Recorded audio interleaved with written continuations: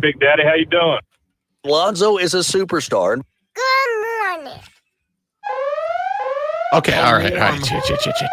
Alarm. Good morning. Yep. Here we go. That's what Dak does. Yeah, I know. It's who you kissing up to? Why you want to talk like Dak? I don't. Do you understand how hilarious that is? That makes me laugh so hard for no good reason at all. Oh, okay. Here we go. Like, yeah, I mean, I guess here we go. Except it makes everybody laugh except CeeDee Lamb. The Cowboys won. Let's be clear. They won the game. But me and Tirico and Collinsworth and everybody else watching that game, I was relatively sure for a minute there CeeDee was going to punch Dak Prescott right in the face, just square in the noggin at one point. And it was Did he deserve it? probably not. Like he threw a pretty bad ball at one point, for sure. Threw a pretty bad ball at one point. But I thought CeeDee was gonna John Jones him in the grill for a second there. And I mean in the octagon style, not the reason he's not that other thing, that other thing. Hey, welcome in, ladies and gentlemen. The Rob Brown Show's on your radio. It's the Fan Upstate. How do you do? Happy Monday to you. I hope for at least many, if not most of you, that your lives have returned somewhat to normal. I can say that the power clicked on at the Casa de Love sometime around 10 o'clock on Friday night, 10:15 on Friday night. Lonzo informed me earlier that the power is on at the compound once again. So we're back-ish to normal. And just in time for a little Monday Night Football contest between his and mine. Yeah, I gotta admit, I'm disappointed in you. And you're gonna say, well, I don't have anything to do. No, we're gonna get our asses kicked. No, you could have. I mean, you could rep your team, dude. I mean, I rep my team a lot, but we're gonna get our asses kicked. Why not today when my team's facing your team, you're not repping your team? You listen, you're a fan of your team through thick and thin, through wins and losses. Except not today, apparently. I got the logo tatted on my back butt. Like, there's literally 0 seconds of my life I'm not repping the squad. I don't want to, neither does anyone else, want to hear about your tramp stamp. It's not okay. It said you would. Prove it. I'll do it. I don't care. Oh, it's so pale. I know, it really is. I don't have the shirt off yet. It's yeah, but I'm seeing, they ain't seeing what I'm seeing. So I'm my button's stuck. I'm seeing a belly. Oh, that's a shirt. Shoulder? Okay, never mind. There we go. Yeah. All right. So I gotta admit, the undershirt, I thought that was your skin. Wow. Because I was like, oh, whoa. Wow. It's Snow White. You can see the rest of me. That's the undershirt thing's weird. So that's what threw me off. It's like, wait, is that? I mean, oh. So what had happened was because the Casa de Love has not had power for up till Friday, a week, over a week, 8 days, 8.5 days, no power, and because the washer/dryer combination must be run utilizing power, Rob had not done laundry for 2 weeks. Yeah, and nor had I, but right, but like got stuff done. You have 1,000 Chief shirts. 1,000. I've seen them. You have 1,000 of them. I do have multiple. Yeah. Quite a few of them have championship on them. I have point that out. 2 polos and I think 2 t-shirts. You could hand wash them. Yeah, I ain't doing that. I don't care about anything that much. Hang them out to drive. I don't care about anything that much. I don't know if you have one of those things where those people go around your neighborhood and say, hey, you can't do that. One of those things that just totally escapes me what that is. Zipper? No. I want to say neighborhood watch, but it's not that. Oh, gotcha. It's like an HOA? That's it. I don't have an HOA. I'll tell you now, right now, with all due respect to those of you in especially that run an HOA, I'll never live in another HOA community again. I'll never do. There is nothing more aggravating in the world than people whose only sense of power comes from an HOA, so they wield it like tyrants. Your garden, Frankie, are 6.2 inches too high. And if you don't grab those, the HOA is going to have a problem. And do you know HOAs can just put a lien on your house? They can just be like, yeah, no, we don't like your garage door cover. So we're putting a lien on your house. Your house is ours if you don't paint your. No, screw you, Karen. Absolutely not.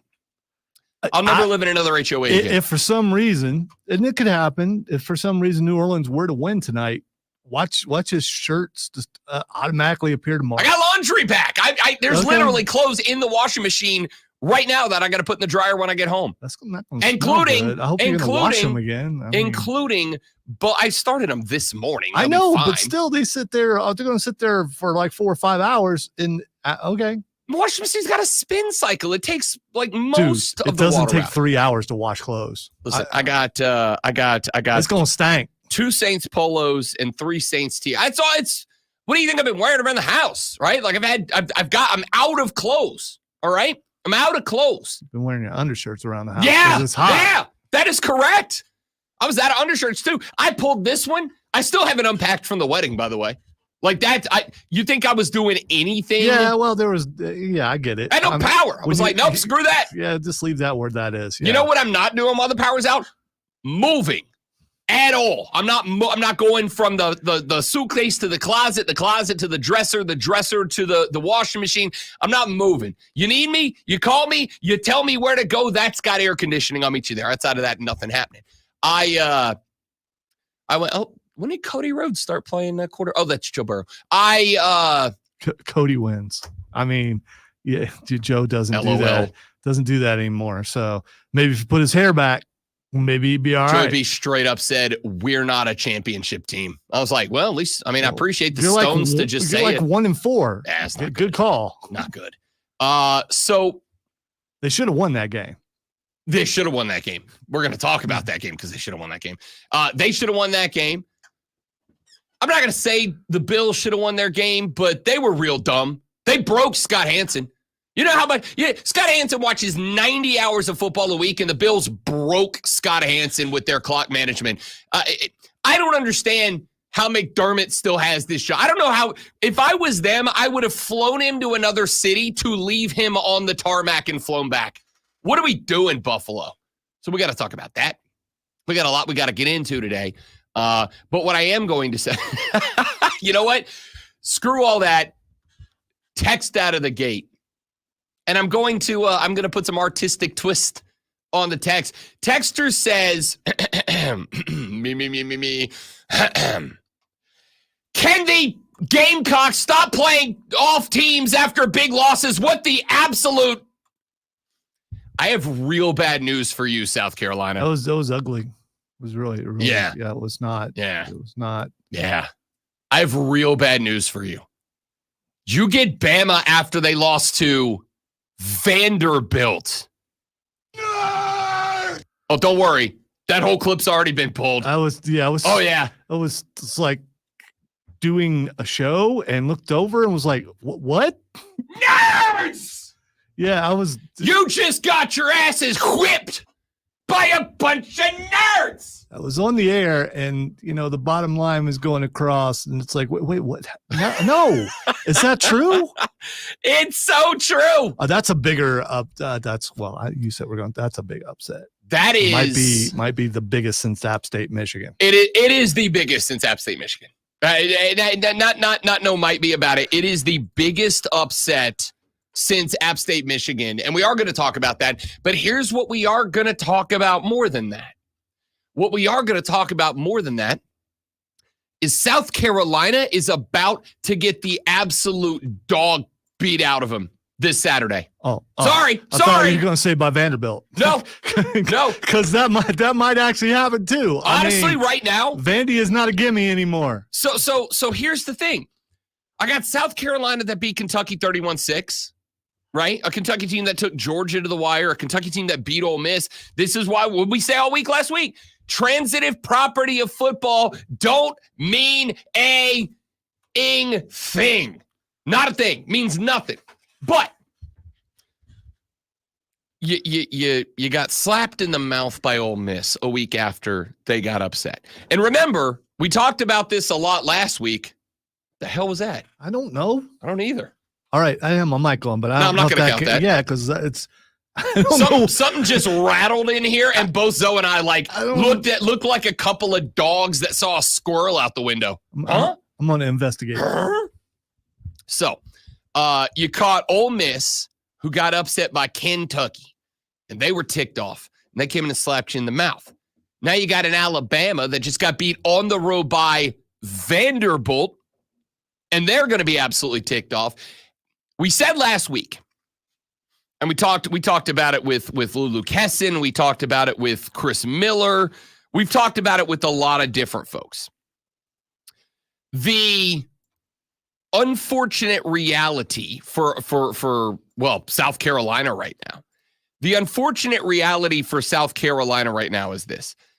Teams coming off of an upset are very dangerous. Good teams coming off of an upset are remarkably dangerous. I had the number last week. I don't remember what it is. I got to go dig it.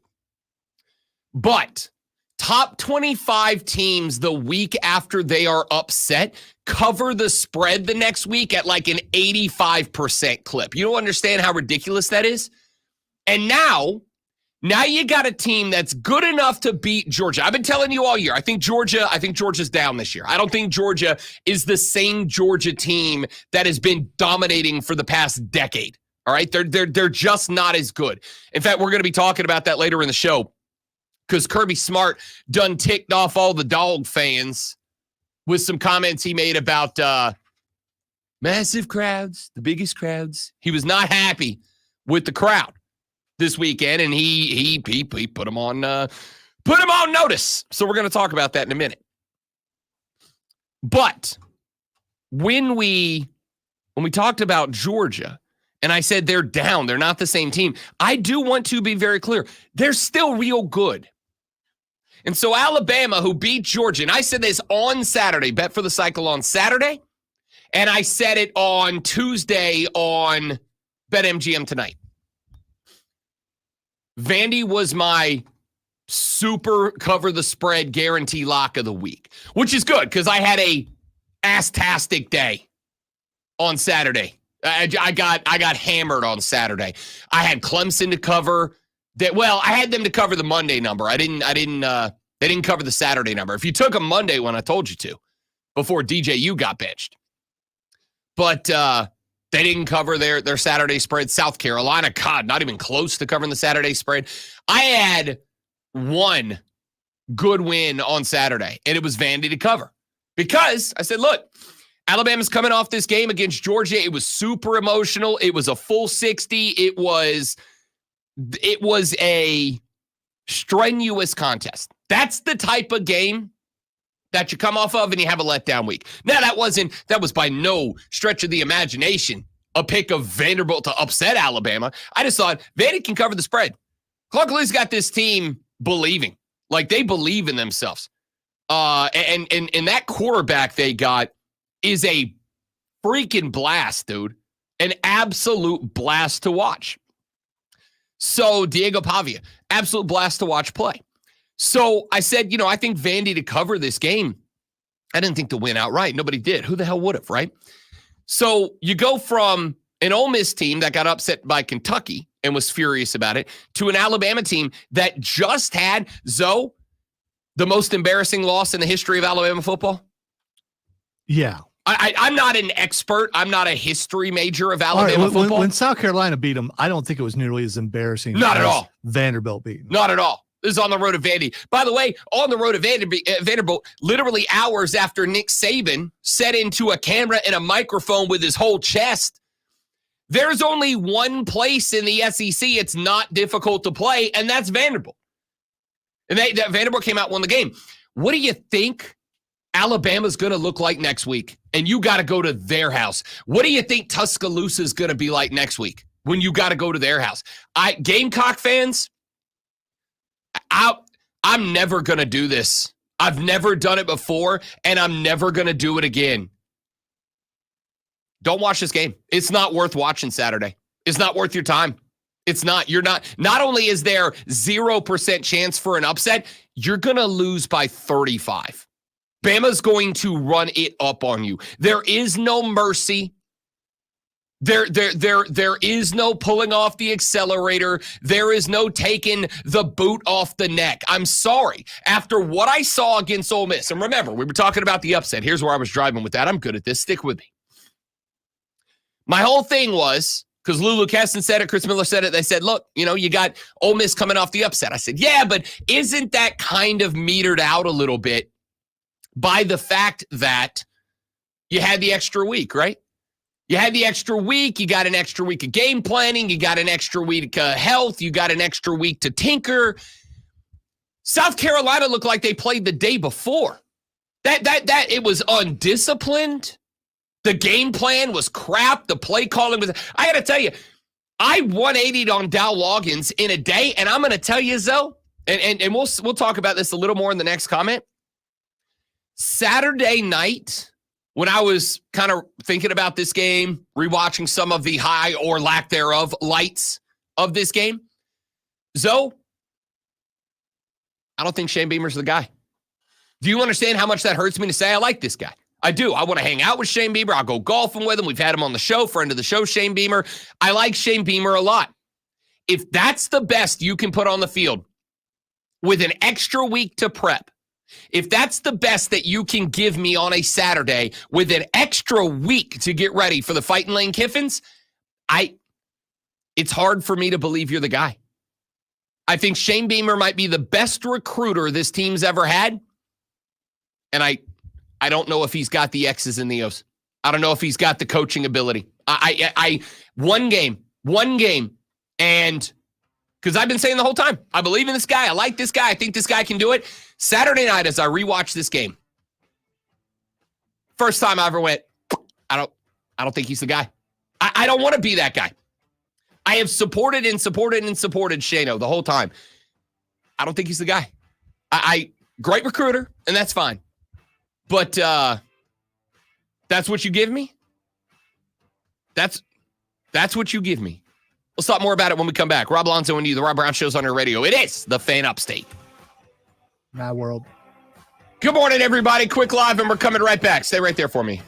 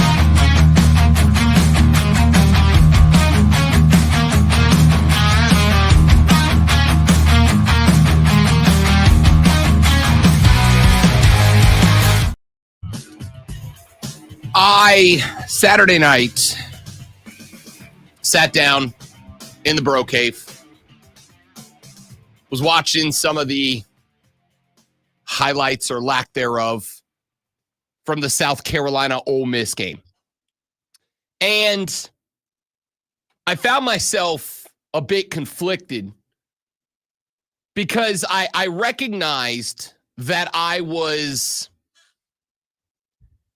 really running in circles mentally to try to justify what I watched. I realized I was running in a bunch of circles mentally, trying to come up with excuses. That's what I was doing. I was coming up with, Ole Miss was top 5 in the country. And I said, wait a minute, Rob, you've been saying since week 1 that Jackson Dart ain't the guy and you don't think that Ole Miss is that good. You've been saying that, Rob Brown. To yourself, you've been saying that. Then I thought, it's SEC ball, right? But like competitive. The whole premise of the SEC being the SEC is that it's competitive. You just got your asses whipped. Did you tell yourself about the fake injuries that was hurting momentum? Listen, you lost 27-3. Oh, no, I agree. But right? when you're talking to yourself, do you throw that in there? Oh, for too? sure. Listen, right. we're gonna cook the Rebels for this weak ass BS they're pulling with this too. Where they have 11 stoppages for injuries, including one guy 4 times. Was it 3 or 4 times? JJ Pegues, the fullback / defensive tackle / Hulk that they have back there. That dude went down like 3 times. The week after in the Kentucky game, they literally had a camera angle on the running. I think it was a running back. From the back, the camera angle was from behind the offensive line, and you see him standing up just fine, looking at the sideline, then falling on the ground like he got shot by a World War II era sniper, and then as soon as the whistle blows, pops right back up, heads to the sideline. It's like, come on, Lane. Come on. Now, again, Ole Miss fans are going to justify it. Is it against the rules? Nope. And that's got to get fixed. So we'll come to that. There were some things I didn't love. But you got your butts whipped. And not like a little, right? And there was a lot to it. Number one, you had an extra week to prepare for this game. And I don't even know what the offensive game plan was. Was it get Rocket going because you didn't? Was it work Raheem, or is it work Lenoris into comfort by starting with the basic throws and then working outward? Because I didn't see that. Like, what was the game plan offensively for this game? Ordinarily in the first half, working or not, I can go, okay, here's what they came in wanting to do. Here were the objectives. Here were the things they wanted to accomplish. What was it Saturday for South Carolina? What were the objectives? What was the game plan? What were we going for there? Because I got nothing. I can't tell you what the plan was for that. Defensively, your defensive line was okay. Like, did it stand out? Not to me, it didn't. And then, as I'm sitting there trying to figure out why, I'm trying to figure out why, there's a moment in this game, and the moment in this game came from Dylan Stewart. You all already know where I'm going. There's a moment in this game where Dylan Stewart gets a sack, and as he rolls over the top of Jackson Dart, he comes up and he fake empties a clip out of a gun into Jackson Dart standing over him. Now, we made a joke last week, and we had some fun with it, about the fact that, over in the NFL, Allen Lazard did the pew, pew, pew finger guns. And we listened to a podcast where the two dudes were like, isn't that hilarious that they do that? And the Patriots have a literal firing squad as their celebration, and the Buccaneers fire an actual cannon, but Allen Lazard's finger. I am going to say this and put the jokes aside for a minute.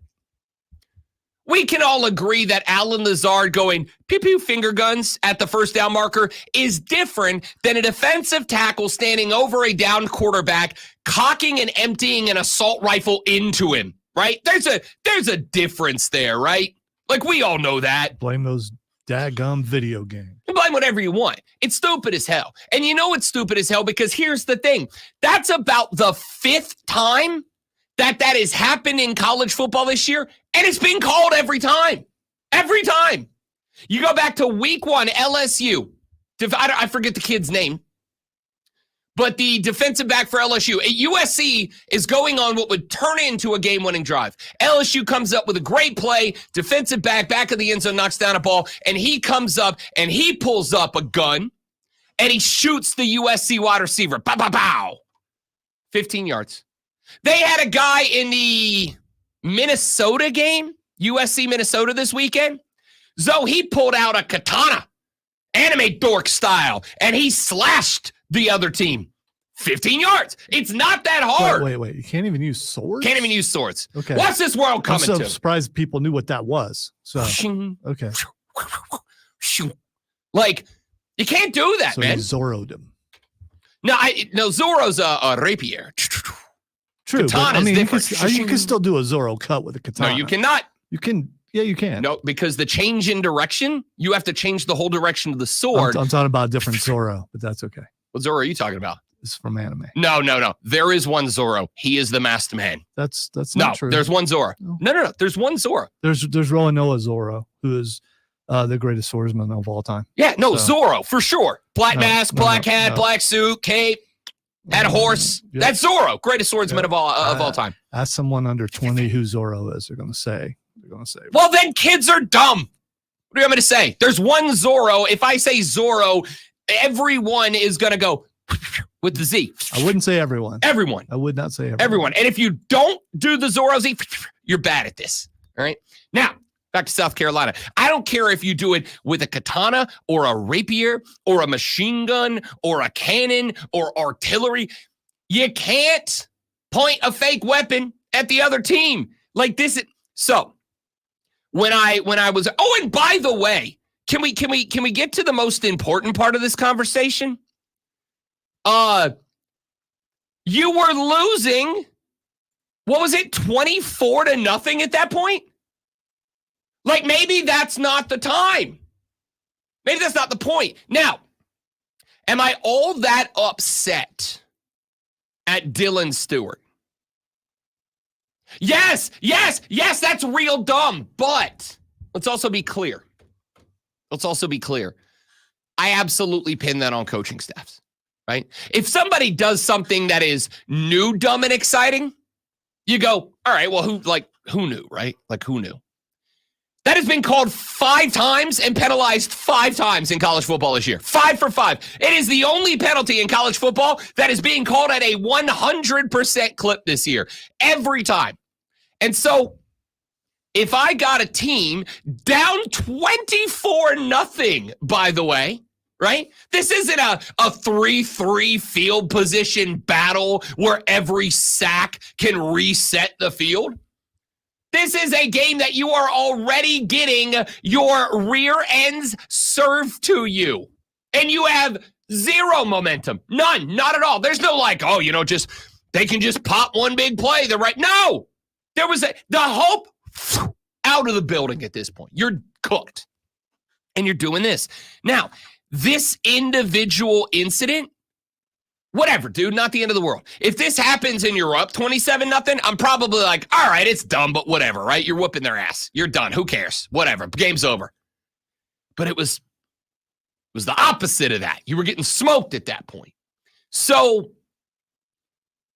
the reason that this aggravates me is it speaks. And if any of you think that I'm being outrageous, over the top, going too far, phone line's open. 844-326-3663. Text line's open, 71307. Start your text with FAN. If any of you think that I'm being exaggerative here, please, LMK, hit me up, let me know. But when you're down that much and you do that, Oh, and by the way, in case you weren't watching because you tuned out at that point, Lonzo, he got that penalty, and then literally like 2 minutes later, he tackled Matt Jones for a loss, and he got up and did it again. He did it again. He got 15 yards in an auto first down for the quarterback. Then like 2 minutes later, he gets a TFL on the running back. Now, he didn't point it at the Ole Miss player this time, so, okay, it's a learning experience. But he got up and he racked and shot a shotgun 3 times. Here's what I'm saying. This is the most in 3 years that I've ever looked at this team and went, it's not that this team is bad.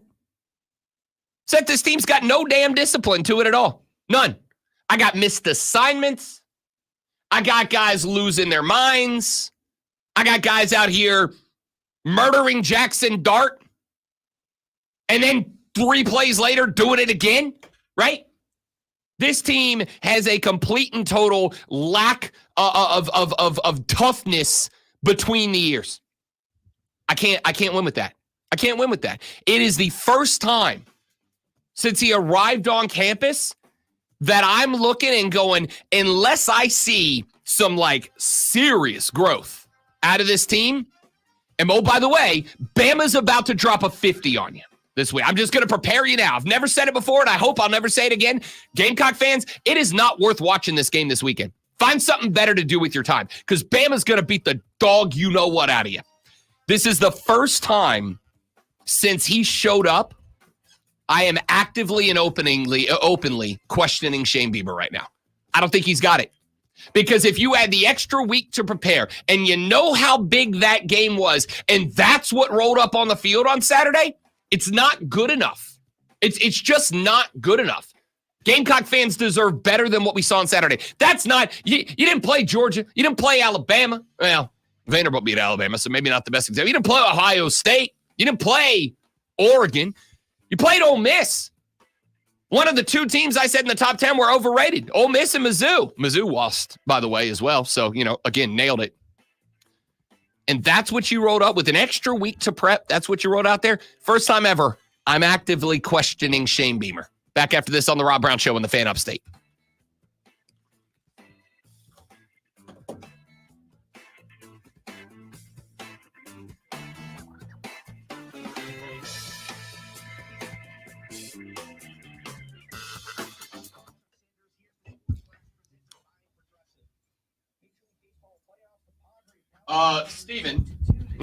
Tracy. If South Carolina fans still aren't at a point where they expect better, I don't know what to say about it. I don't know what to say about it.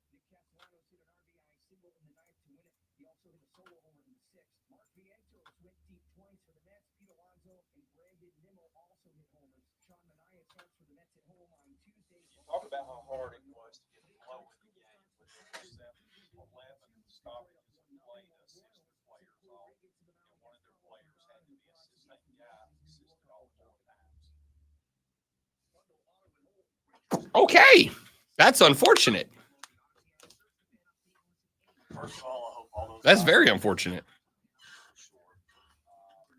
I'm supposed to get a hold of someone who hasn't been answering my text to see if they'll come in today. So someone may end up with a long day.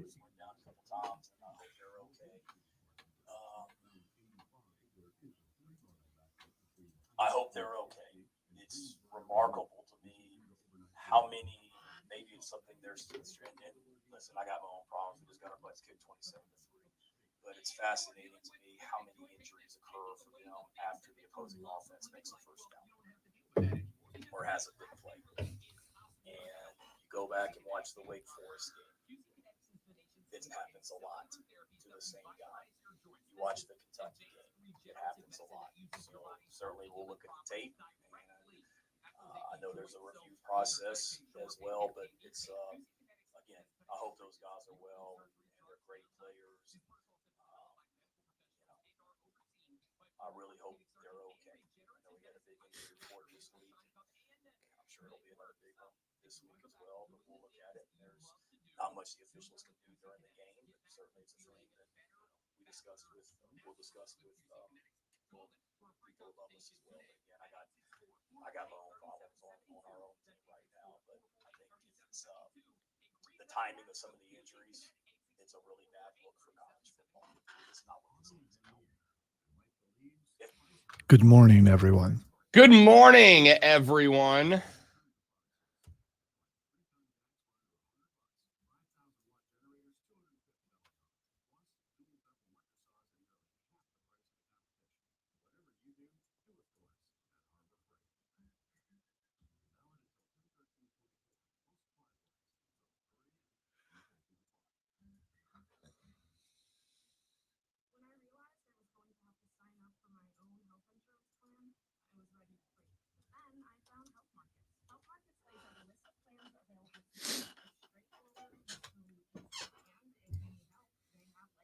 I'm not ignoring the stream, by the way. I'm adding audio in, and I can't see the stream right now. So I apologize for that. But I know, well, I don't know why I'm looking over here. All I see is my audio editing screen. So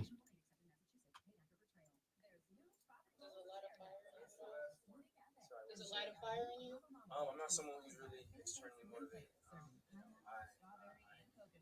draw my motivation inside, so good, bad, or different. I don't like anything to change if I'm motivated, if I care, if I, no matter how things are going, that's always the same. Does it light a fire? Does it light a fire? yeah.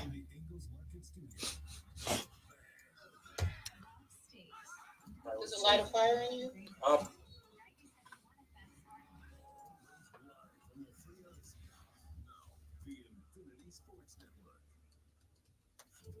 You should have looked at her. You know that it would be untrue.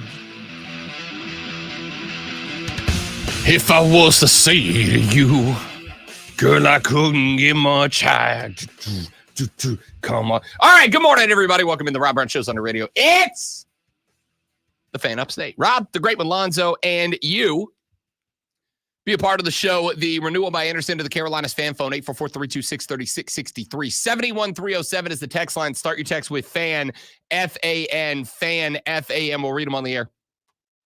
Texter said, Rob, only thing I wanted from the game was a low chop on Juice Wells. I know I wasn't the only one praying for a literal violent hate crime against Juice Wells. Come on. I mean, stop putting hits out on people. I mean, he decided to go somewhere else. Doesn't mean you need to hurt him. You see that young man over there playing wide receiver, huh? I'm just saying, if somebody wants to maybe say a very special hello, they call him Juice. You should squeeze him. That was not good. All right. Thought you were going to say spill the juice, but I mean, you know. Can I tell you what I know happens today? I don't like it. Let me tell you what I know happens today. We're gonna get like, let's see, 1, 2. We have 3 Gamecock texts so far. Okay, one of them. There are also some people on the stream. Couple on the stream. Yeah. Couple on the stream. We have one who said, Oh, I forgot to change my thing. Anyway, bleeping Gamecock, stop playing bleeped off teams after big losses. What the absolute blink. We have a second one that said, Bama is going to beat us senseless. It's not fair. It's not bleeping fair. And a third one that says, the only thing I wanted from the game was a low chop. Okay, that one I just read. All right, so maybe there's a possibility that because of the lack of discipline on Alabama's team, we can just get an all-out brawl. Just a remember a couple of years ago when they tried team MMA? It was like 5-on-5 MMA. I think they're still doing that in other countries. So basically, if you haven't seen it, it's team MMA. It's 5 guys versus 5 guys. And once you are KO'd or submitted, you have to leave the octagon. You're out, and your team just has to keep going. So eventually, almost every one of it ends up being like a 5-on-1. No, it's not good. All right. Here's the thing.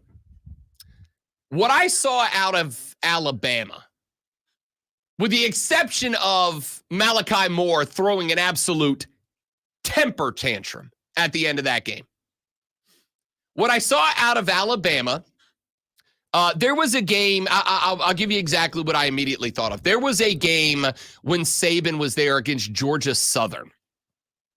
And Georgia Southern ran the hell out of the ball against Alabama that year. It was like 2011, something like that. But Georgia Southern had a cat in that game that ran against Alabama for 153-ish yards. They had over 300 rushing yards against Alabama that game. No, Alabama won that game like by 20-something, 25, 24. But Georgia Southern had like 300 rushing yards against that game. And and if I recall correctly, great one, they had over 300 rushing yards, and I think they had one catch in that game. I think they had one catch in that game. And Saban went to the podium after the game, and he used the quote, which I used to have as a bite. I don't anymore. But he went to the podium, and he said, they ran through our ass like through a tin horn. Remember that quote? Some of y'all remember that quote. It was like all we all quoted for a minute there. That. Okay? That. What Diego Pavia and the Doors did to Alabama was effectively show them a bunch of stuff that they had never shown to anybody else, did a bunch of stuff they've never done before, did stuff that Alabama was unable to practice against and prepare for, and just throw them out of sorts. And then you add on the fact that Alabama was, I don't care what you say, it's a real impact. I asked Decker about this on Saturday, and he said, yeah, that's absolutely a real thing. When you have a game that evokes the emotion, that evokes the energy, that takes everything out of you, like Bama Georgia did last week, the effects of that linger. The effects of that stick with you for a while. When you have to leave it all on the field, and I don't love that cliche, like, okay, whatever. But when you have to leave it all on the field, like Alabama did to get by Georgia last Saturday, the next week inevitably is a tough contest. And now we can say, even if you're playing Vanderbilt, it's a tough contest, all right? Which is why I said coming into this game, I said it last week on this show. I said it Saturday on Bet for the Cycle. I said it last Tuesday on BetMGM tonight. I said it on every show I was on last week. Vandy to cover the, 28.5 against Alabama felt like a good bet to me because Bama's going to be freaking exhausted. Bama came in exhausted. Here's my question. Even though the inverse is also true, top 10 teams who get upset cover the spread the next week at like 80-some-odd%. All right? They come in the next week ticked off, and they beat the hell out of whoever's in front of them to get it right. Which, by the way, good luck this weekend, South Carolina. It's not going to be good. Even with Ole Miss having that Kentucky upset, South Carolina had an entire extra week to get ready. Didn't look like it, did it? Didn't look like it. That team looked like they had 2 days to get ready. The offense was out of sync. Defensively, I got to start being ugly now. Okay, just real quick, and I don't want to blame it on this, but maybe a lot of the players' families were affected by the hurricane, and maybe that caused them to play down a little bit. I mean, that's definitely think of our performance last week. I mean, you know. What happened when Helene came through is tragic. What'd Clemson do down in Tallahassee? Oh, that's right. Exactly what they were supposed to. Beat a team that hadn't won a game. Mm-hmm. Yeah. Exactly what they were supposed to. Yeah, did South Carolina do what they were supposed to Saturday? Or anywhere close to it? Not what they were supposed to do. Did they even come close to it? To some people, yes. No, not to me. Not to me. And so here's the thing. If your expectation was we're going to get beat 27-3 by Ole Miss and not even look competitive, then you're not listening to this show right now. You don't care that much. You're just not. I said last week, I'm not saying beat the Rebels. I'm saying compete, be competitive, look like you deserve to be on the same field. You got smacked in the mouth over and over and over. And it wasn't just that Ole Miss slapped you in the mouth. And it wasn't just that you didn't respond to said slappage of the mouth. You looked incompetent on Saturday. Can we just call it what it is? The South Carolina Gamecocks looked incompetent. They looked lost. They looked behind the 8 ball, whatever phraseology you want to use in that spot. South Carolina had a full extra week to get ready for that game, and you looked inept on Saturday. I'm sorry. I have been a staunch supporter. Couple of years ago, we had a colleague here on this station who got into it with Shane Beamer, and I defended Shane before my colleague, which is a big no in radio. But I did, because I believe Shane Beamer's the You dude. guys should have seen the emails. Oh, it was bad. At text. It was bad. All right? It was bad. You should emails and texts. You should have heard the phone calls I got. All right? And I defended Shane before my own colleague because I believed Shane Beamer and I believed in Shane Beamer. All right? To my own detriment. Saturday night, or Saturday afternoon, that team looked inept. It looked undisciplined. It looked lost. And it just looked like you weren't very good. And Saturday night was the first time, and I can tell you this honestly, I will look you, or at least those of you watching the stream, in the face and say this. Saturday night, I watched the highlights. I was sitting on the couch. I was talking to the wife, who is a Gamecock, and I looked her in the face, and it was the first time I've said, I don't think Shane can do this. I don't think he can do this. Yeah, but at the same time, a couple weeks ago, after they beat Kentucky the way they did, a lot of people were pretty excited. And, Sure. and they should have been. Sure. I mean, because that's what people were waiting for. Sure. And then what'd you do 2 weeks later with the bye week in between? You have one really bad game, and already you're ready to bail. I'm not. Now we'll see how they come out next week. That could have been very much the end of the season. It could have been. Oh, I'm calling the shot. It is. All right. I could be wrong. I'm not willing to give up that easy. I hope I'm wrong. But I'm going to tell you right now what happens. Bama's going to beat you by 35 this weekend. It's not going to be fun. That's what Bama was supposed to beat Vanderbilt by, right? Correct. And they did not. Correct. But what did Alabama do the week before that? They were in an absolute Tyson Buster Douglas punch-out fight the week before that.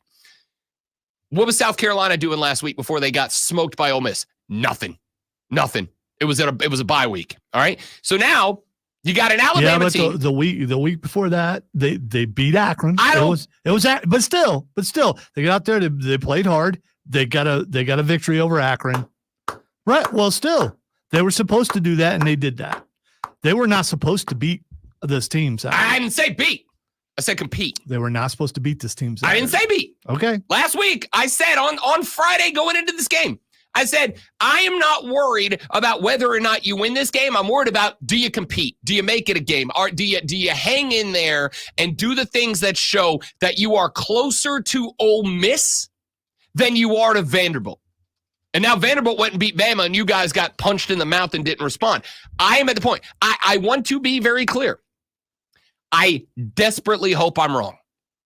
But here's the thing. Good win over Kentucky. You drop 50 on Akron, like Lonzo said correctly. That's what you're supposed to do. He didn't say supposed to do. I'm being me. I thought it that way, though. You did what you were supposed to do against Akron. You outperformed against Kentucky. That's all well and good. Here's the fun little secret about college football. It don't mean nothing if you ain't consistent.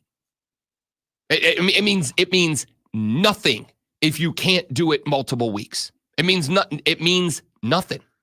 Because I promise you, getting embarrassed on your own field by Ole Miss is more detrimental to your program than going to Lexington and beating Kentucky. It just is what it is. Getting getting decimated in your own house hurts you more than going to Kentucky and winning helps you. If you can't string Kentucky, Akron, and I didn't say a win, but a freaking show up against Ole Miss together, then unless you are the type of fan who goes, I'm just here for 3 fun hours on a Saturday, which, be honest, did you have 3 fun hours on Saturday? No, you had about 3 fun minutes. I want to meet the fan who sounds like that.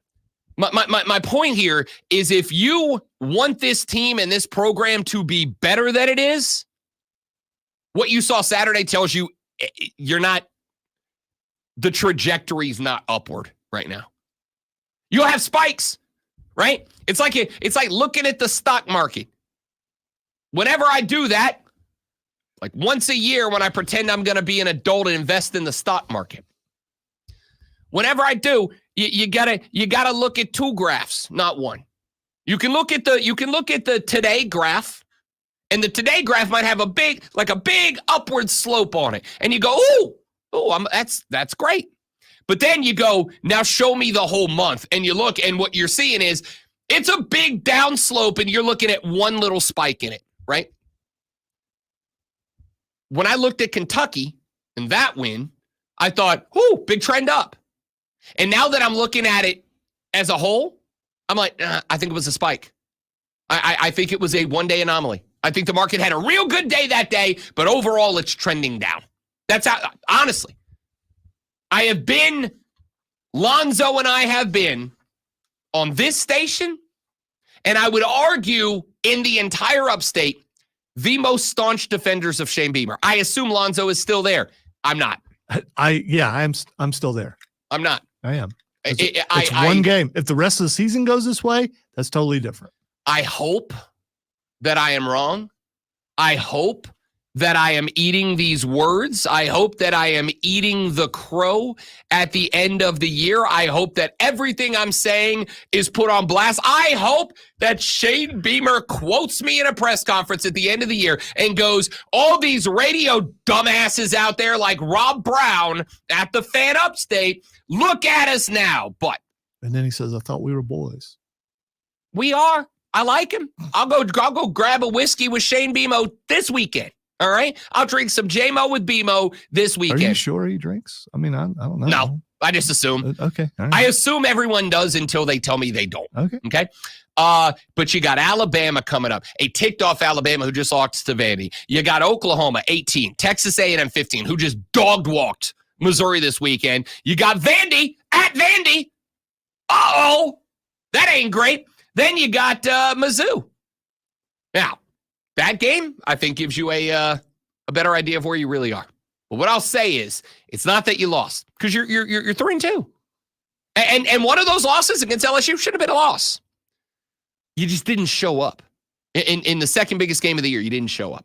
And that's not good. This is the first whipping this season, and you're already jumping. It is. You're not wrong. Yeah, I mean, there was only one other loss. It was by 3 in a game that we both believe you should have won. Yeah. And not like you should have won, like you should have played a little bit. I mean, I think it was taken from you. You should be 4-1. But man, that one looks real bad. Let's see what you do, because I don't think it's getting better against Alabama. Oh, we're late. Break. Sports Flash. Now, let's go. Hey, time. My bad.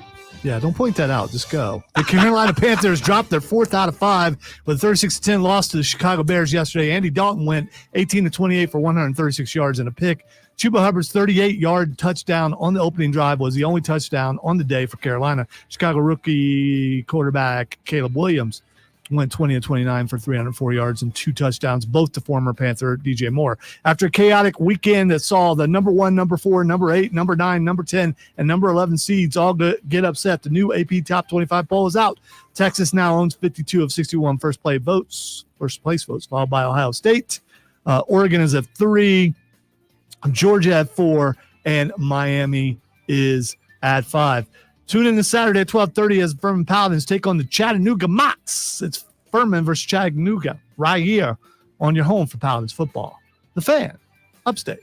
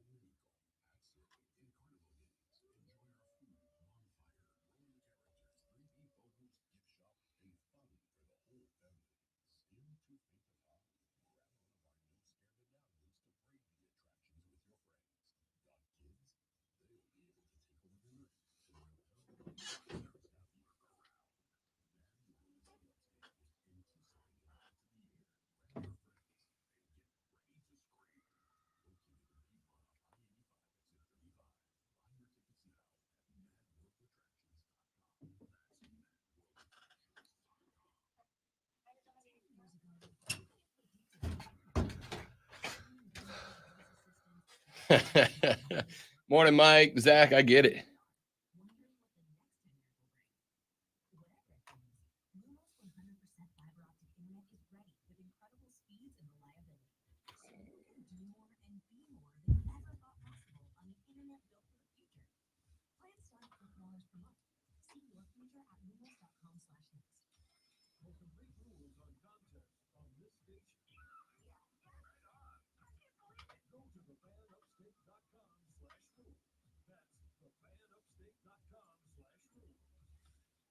Yeah, the question would be, as Kurt said, do you put Watson down now?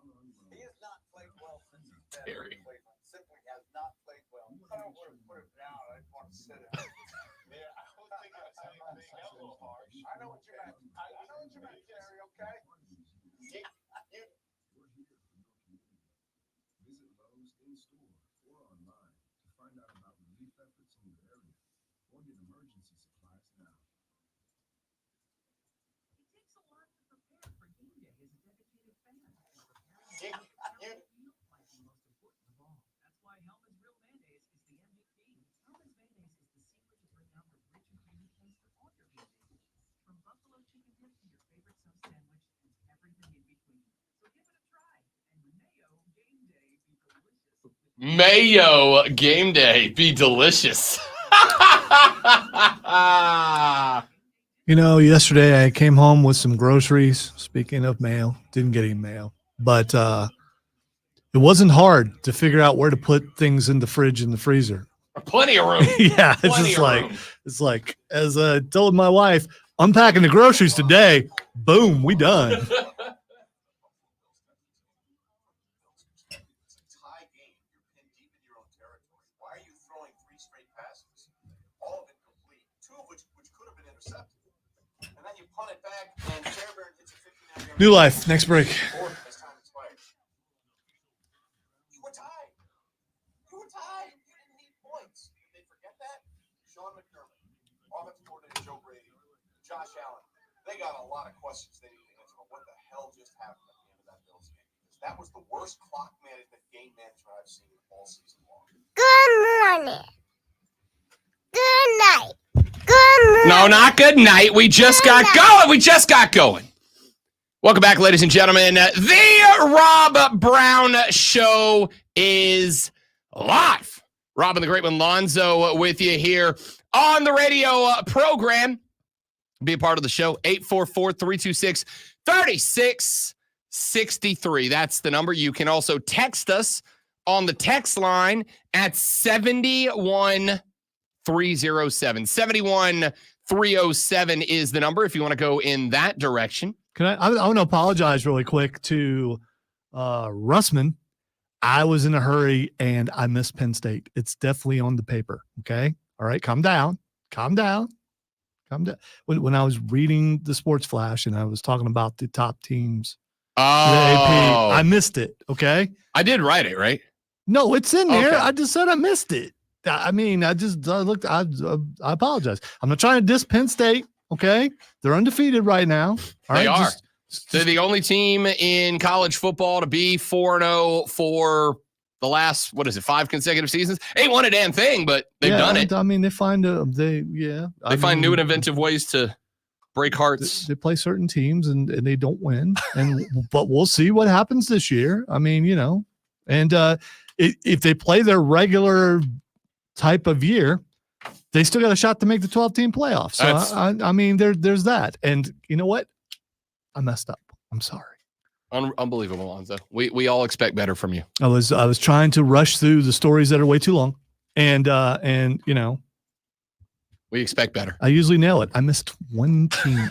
Sorry. Welp. If I read that story again, I'm going to emphasize Penn State. Okay. Somebody stole my damn Nittany. phone charger up out of here. Oh, they're gonna be a fight in the streets tonight, boys. Are you sure you just didn't take it and 100%. forget it? 100%. 100% for sure. Because I left it in here Saturday intentionally because I was gonna bring it home and I went, no, you're gonna have a half full charge on Monday, and you know what? Leave it right here. You sure it's not like laying over here Yeah, somewhere? yeah. Okay. All right. Well. Yeah. We can Somebody getting macho man. we can narrow it down. We're gonna find out. We're gonna find out, boys. All right. We got a lot to do, a lot to get to, but it is 7:03 in the morning. You have about 56 and a half minutes until you have got to get your behind to work. Well, when you do, you're going to want to talk sports, yeah? Yeah, for sure. Like, you know that. So you got to know what's going on in the world of sports. And if you got to know what's going on in the world of sports, well, ladies and gentlemen, you need this. Are you ready for the playbook of the peculiar, the almanac of the absurd, and the encyclopedia of the extraordinary? Well, you better be, because we're diving headfirst into the 3 top stories that will have your coworkers saying, Oh no, don't start. they take their first bathroom break. No. Here we go. Welcome to the water cooler cheat sheet on the Fan Upstate. It's the water cooler cheat sheet, the top 3 sports stories that you need to know before you get to the office and start talking sports this upstate Monday morning. Let's get into it. Item number 1. Number 1, lost. Number 4, lost. Number 8 almost lost. I didn't.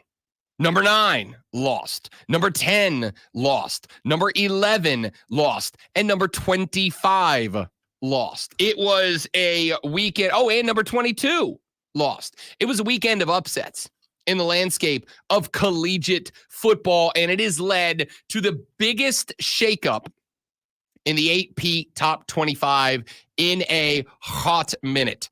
Texas, who was on the bye this week, remains at the number 1 spot, but now they own 52 of the 61 first place votes. Texas is at number 1. The only other team to receive first place votes was number 2, Ohio State. They got 9 of them. So the Buckeyes make their way into the number 2 position. Texas. Wait. Back where they were in the first place, well, how they started at number 2, and everybody jumped them, and they moved them back to 3, which was stupid and very disrespectful, and it's ridiculous. It wasn't disrespectful until this weekend. You yeah. didn't play a damn nobody. It's real simple. And neither did most of those other teams. I would disagree entirely. Bama, who jumped you, beat the number 1 team in the country. Granted, lost to Vanderbilt the next week, but they won the game. I said most. Sure. But you were what, 3? Like, let's not act like you would tumble down to 10. We're at 2, dropped down to 3 without losing. I just, Right. I don't get that. Bama also Okay, hadn't lost, all but right. they beat somebody. Yeah, whatever. You hadn't beat nobody. Okay. In fact, you beat a better, let's not pretend I was good, but a better Iowa team. At least it was a step up. Either way, Ohio State checks in at number 2 this week. They are 1 spot ahead of a soon-to-be opponent in the Oregon Ducks, who are up 3 spots to 3. Penn State is now in the AP top 5 at number 4. They're up 3 spots to number 4, 1 spot ahead of the first team with a loss, the University of Georgia. Now, I will say, why is Georgia ahead of some teams that are undefeated? well, there's 2 teams that are undefeated, technically 3 if you include BYU. The team that has, or the next team with 0 losses, is 1 spot behind them in the University of Miami. And I'll tell you why my theory is that Miami is behind Georgia. Miami has had now 2 weeks in a row where they have been down to it. Last drive, and 2 weeks now, a review went against the opponents and in favor of Miami. That was very clearly wrong. I mean, Miami has gotten a beneficial and incorrect instant replay that has prevented them from losing 2 weeks in a row. Miami should have 2 losses right now. Virginia Tech last week and Cal this past Saturday. They got bailed out twice. Here's the thing. I am now at the point where the people who are saying that there is a conspiracy amongst the conferences to utilize officiating to protect their bowl-driven teams, their playoff teams, I can't fight those people. I think those people now have a pretty big bullet in the gun with Miami being bailed out not once but twice in a row against Tech and against Cal. And I think the AP votes reflect that. I would also point out that Georgia lost one game, and it was to the team that would become the number one team in the country, Alabama. However, Alabama losing to Vandy dings that a little bit, which is why I think Bama's going to take it out on the Gamecocks this weekend. Only a little? Yes, only a little. They're ahead of Miami. Okay. All right. And by the way, they are now 2 spots ahead of number 7, Alabama, a team that beat them. Explain to me why the order's not Miami 5 at 6-0, Alabama 6th, Georgia 7. Would Alabama straight up beat Georgia head to head? Yeah, I can't explain that. Explain that to me. I will explain that this poll means nothing. It's just the one we have until the CFP comes out. And who knows how the CFP would have done it. I don't disagree, but I also think the CFP is impacted by the AP poll. The folks that sit down in that room, whether or not they will acknowledge they take it into consideration. It's not supposed to. Sure. But the folks that, again, as has been pointed out many times, the people who sit in that room and put the CFP rankings together, they don't watch every game of every team. They are taking other people's opinions into play. So, of course, it matters. Alabama at number 7. Tennessee, after their loss to Arkansas, falls down to number 8. That is the second biggest fall of the weekend outside of Michigan and Alabama. Excuse me, third biggest fall of the weekend. Bama down 6 spots to 7. Tennessee down 4 spots to 8. Michigan down 14 positions, down to number 24. Why are they still ranked? I guess someone has to be in there. Because they're defending champs, honestly. Because they're defending champs. All right. They want to keep them as close to being. Because again, what's the miracle story? Michigan lost 2 games, but then they ran the table and they got in, and they can't throw the damn football. They're not winning anything. All right, but they're number 24. Ole Miss, number 9, 1 spot ahead of number 10, and making their debut in the top 10. The Clemson Tigers show up in the top 10 after the win over Florida State. That is 5 spots upwards for Los Tigres at 4-1. They are 1 spot ahead of number 11 and undefeated. The Iowa State Cyclones. Notre Dame is tied at number 11 with Iowa State at 4-1, up 3 spots. LSU 13, BYU 14, 15. Texas A&M after they decimated Mizzou this weekend. Utah at 4-1 goes to 16, 4-1. Boise State goes to 17, a 3-way tie for 18th because that's how numbers work. Indiana, Oklahoma, and Kansas State are all tied at 18. Mizzou drops 12 spots down to number 21 after they got just the dog snot beat out of them by A&M. Pittsburgh 22, Illinois 23, Michigan, the highest ranked 2-loss team, is 24, and SMU makes their debut in the top 25 after a win over Louisville this weekend. They moved to number 25. I told you SMU was going to beat Louisville. In the top 25. USC right just outside with 98 votes. Nebraska, Navy, and how about Army and Navy this weekend? I'm going to tell you right now, Navy's going to be a fun watch this year because Navy can throw the ball now. Blake Horvath is an 1,800-1 long shot to win the Heisman, and I'm tempted to put a dime on him because Navy was freaking fun to watch this weekend. They are averaging 46. Navy is averaging 46 points in 466 yards of offense. Navy, a service academy. 46 points, 466. All right, it's ridiculous. Let's go to item number 2. I was going to say the only pure college football left. Service academies. The service, because you can't transfer out. You ain't wrong. And you can't transfer in. You ain't wrong.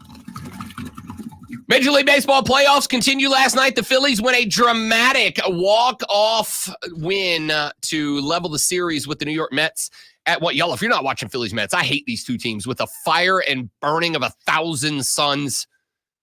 This is a fun series to watch. Squared at 1-1 after a 7-6 win for the Phillies last night. Nick Castellanos comes to the plate in the bottom of the 9th, drives a single out to the left field wall that scores Trey Turner, and the Phillies are now back in this series as it will now head to New York for games 3 and 4. If needed, a game 5 will be played back in Philadelphia. This series has been wild. By the way, the Mets were trailing by a couple before they started launching dingers all over the field. They had they put up 1 in the 6th, 1 in the 7th, 2 in the top of the 9th to take the lead, and then to tie the game, and then the Phillies barnstormed them in the bottom of the 9th. Later on that night, Padres Dodgers. It turns out, like I said, the Padres are pretty good at baseball. 10-2 winners last night over the LA Dodgers. Yu Darvish gets the dub after a 7-inning, 3-hit, 1-run gem of a game that we're going to talk about this in a minute. Was incredible because Jurickson Profar and Fernando Tatis Jr. I'm a Padres fan for this postseason. I already was because, if my team gets bounced for the postseason, unless it's to a rival, if my team gets bounced for the postseason, I root for the team that bounced them, right? Like if the Braves can't win the World Series, I want the team that eliminated the Braves to win the World Series. But Jurickson Profar last night in an act that I'm going to bring up in a minute because I think even Lonzo's going to go for a not a big baseball guy. I think Lonzo's going to go, that's hilarious. Because he trolled an entire stadium and television network last night in this win. It was phenomenal. That series now tied at 1 apiece after the Dodgers had a comebacker in game number 1 to take the win. 2 games tonight, 4:08. The Tigers and the Guardians. Cleveland leads that series 1-0. The Yankees lead the Royals 1-0. That game tonight at 7:38 p.m. Let's go on to item number 3. Yesterday, the National Football League had a bunch of contests because it was Sunday. That's how the NFL works. Most of them are on Sundays. And they were even on early. So they were on all day. All day. 9:30 a.m. kick. And by the way, Sam Darnold is 5-0. Outdueled Aaron Rodgers over in jolly old England. The Vikings are 5-0. Sam Darnold is 5.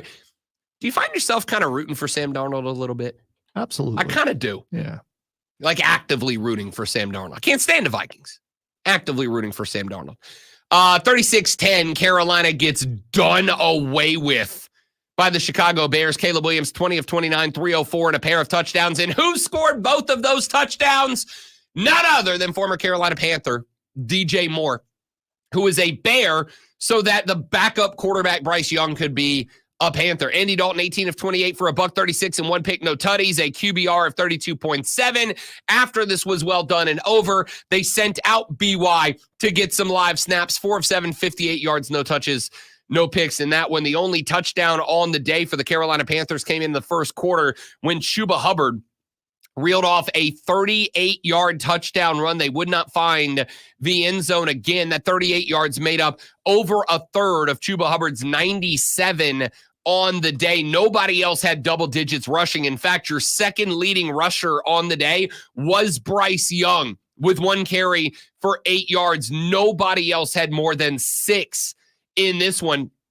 Jalen Coker showing up. That's a name me and Rashad Beard have been saying a bunch of times. Keep an eye out for the development of this kid. 4 grabs, 68 yards. Mingo had 37. Sanders, 27. Deontay, 23. Nobody else with more than 13 in the game.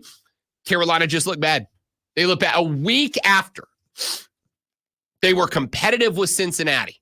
Well, now I think that does nothing more for me, Greatland, than confirm Cincinnati's bad, not Carolina was on the up. That just confirms the Bengals are a bad team. I don't think the Bengals are as bad as their record. I don't. They should have won yesterday. So, I mean, against Baltimore, they should have. If someone would know how to tackle when you got your hands on Lamar Jackson instead of getting stiff-armed twice. Either way, the Carolina Panthers are not good. Am I don't think I'm out on that thin of a branch saying that. Way to go there. Yeah. Way to come on to that. It's those kind of hot takes that people are here for. I know. That's what makes us award-winning. Don't touch your speakers right now. It's 20,000 degrees with the hot take that I just spit, with the fire I just dropped. Carolina's not very good. So fire, he forgot that he has a fire cut that he could be playing right now. Oh, that's right. I do. but he can't find it. So No, I got to do it because I'm there. editing audio during the break. So Okay. I listen. I'm going to take the time to switch it over to play. There you go. All right. You know.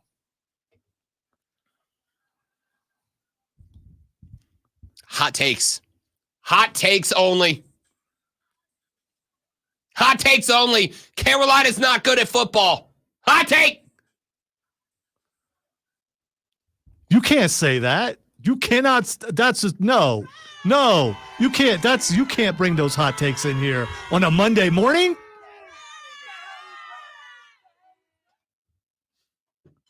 Carolina's not good at football. That's bad. That's bad. Now, I will say this. At 3-2, I think Chicago's better than everybody gave him credit for. Caleb Williams, not great. Finding himself, feeling himself a little bit. Who have they beat? The Carolina Panthers. Yeah, I mean, it's just, it really does come down to that. They have defeated the Tennessee Titans, the LA Rams, and the Carolina Panthers. Okay, thank you. They've lost to the Texans by 6 and the Colts by 5, and that was Joe Flacco. Did you see Joe Flacco running the ball like he's freaking Lamar Jackson yesterday? Joe Flacco's my favorite person. He's not having- quarterback person. He's having a good time. He's having so much fun because he's like, as soon as Anthony Richardson's back, I'm taking my ass back to the bench. So why not, right? Why not? It's like, you want to pay me a couple million, come sit on the bench. I play a game every once in a while. I'll do that. Joe Flacco, go. My man out here running the ball like he's Michael Vick for no reason. Hey, we got to run to a break. So I did that because we're talking about quarterbacks running. And then I said we got to run to a break. I'm a professional. Get out of here with those hot takes, Rob Brown. We ain't running to no break. We are casually strolling to a break now. Rob Lonzo and you, the Rob Brown Show rolls on after this. It's the Fan Upstate. New life. All right, guys, quick live and we're back. Stay right there for me, please. Und thank you.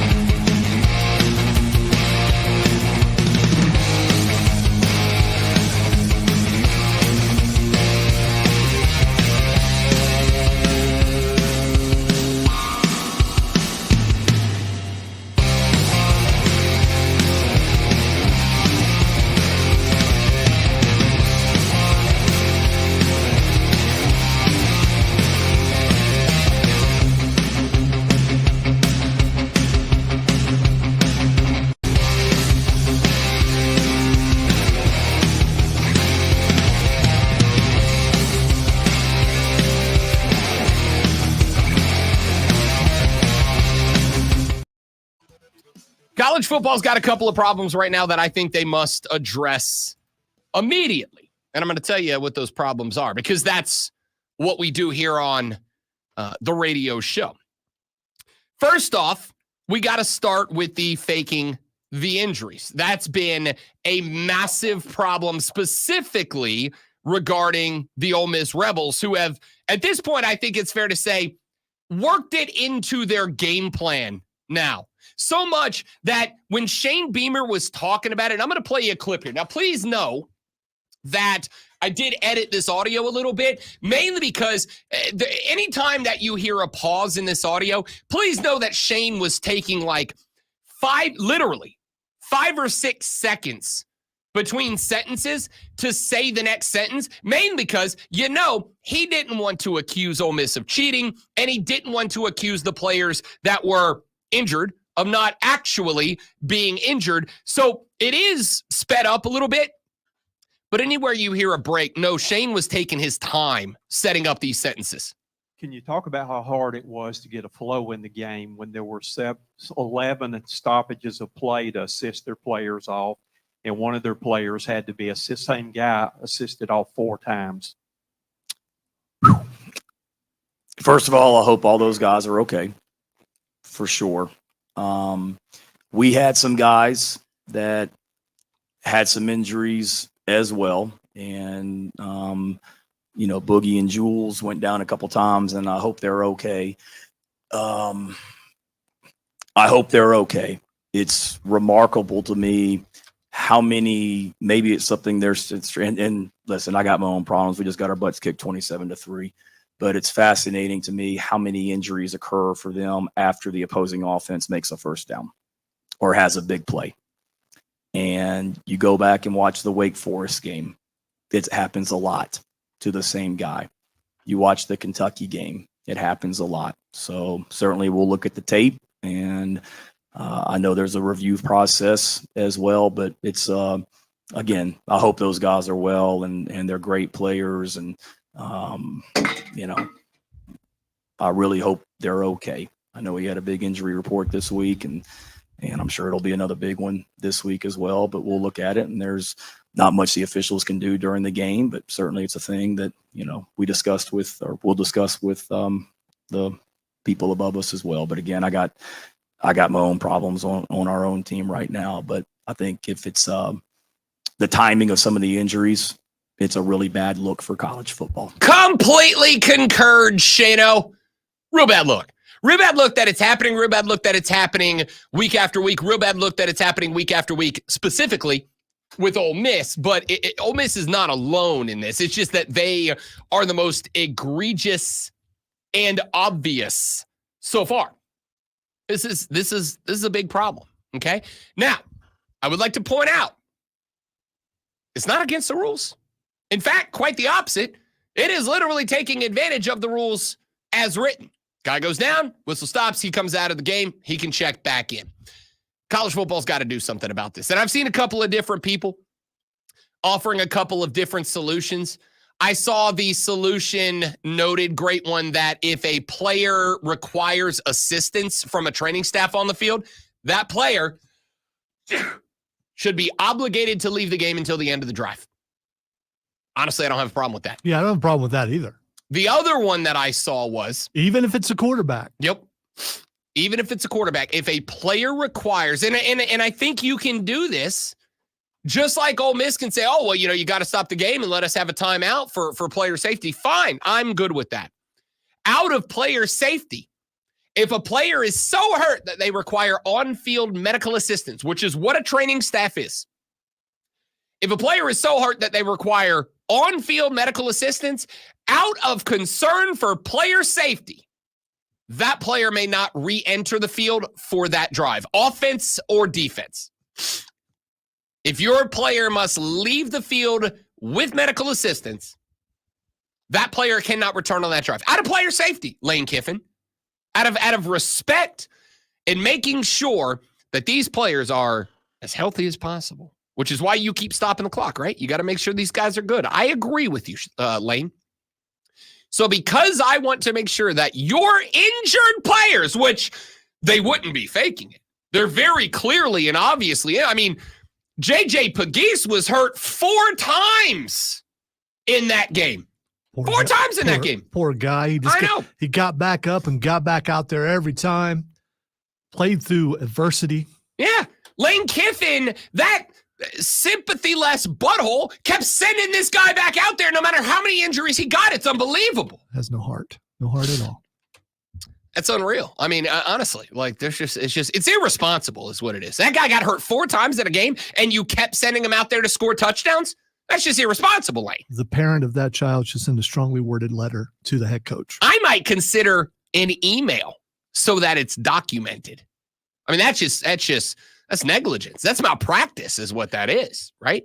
So out of respect to athletes like JJ Pegues, who just keep getting hurt over and over, I think the rule needs to be from this point forward, if a player is injured to the point they require on-field medical assistance, that player cannot re-enter the game on that drive. I think that's fair, right? Now, is it going to solve everything? No.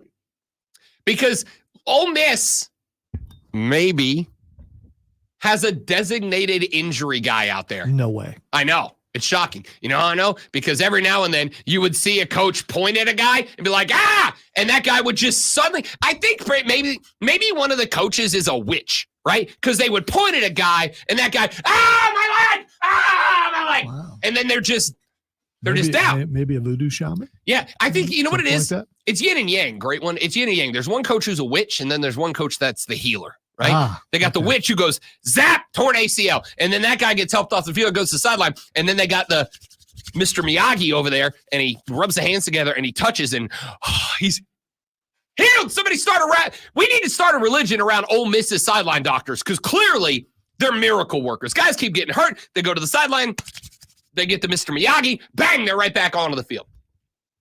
It's incredible. Here's the thing, though. If you're going to send out a designated faker, knowing that guy cannot re-enter the field of play after an injury, that means you're sending out one guy who's not as good as the other 10 guys to play any given snap, right? Specifically on defense. So unless you use in your rotation, especially if you're on defense, a guy that doesn't play very often to go out and get hurt. That's what I'm saying. Yeah, so I got to roll out 10 starters and my injury guy. Yeah, okay. And then if you use the injury guy, now you got to have another injury guy. You got to have multiple injury guys. You got to have a rotation of injury guys. Mrs. Johnson, I'm so excited to have your son come play for me at Ole Miss. I see a great future in defensive back for him. I see a wonderful future as a thespian. I mean safety for him. It says here, Jimmy, that you have aspirations of being a wrestler. That's a great call. It's a great call. I got to tell you, all of a sudden, those WWE NIL opportunities are going to be rolling in. Triple H is going to be like, that guy's selling right now. That guy's selling like Dolph Ziggler right now. That's incredible. That man's selling like Austin Theory. He's got a future with us, right? Change the rules. If you require assistance off the field, you may not return for that drive. Not the whole game. Tweak an ankle, go to the sideline, get it taped up, whatever. But if you leave with medical assistance, you can't come back in because this is obnoxious. It's obnoxious. And it's not happening every game, but it's happening in a lot of games. UNC Chris texts the show, said, I don't remember what game it was, but I was watching a game over the weekend where the broadcaster literally says, we're going to take a break here while there's a stoppage for a blatant fake injury. Chris, I need your help. I need you to find me that audio. I need that audio. I have not heard that. I need it. And I'm very simply going to say this.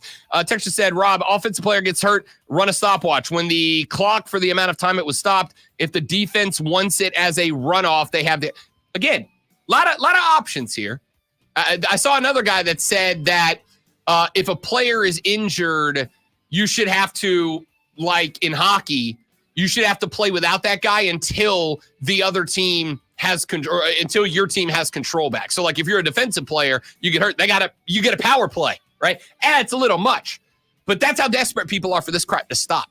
Now, when we come back, there's another problem college football has. And this one could be far more insidious. Darcidious. That's what okay, that's a deep reference. Sorry. I'm a dork. Lonzo Robin to you, the Rob Brown Show next. It's the Fan Upstate.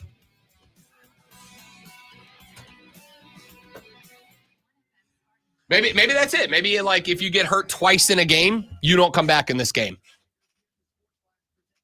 Laces out, Marino.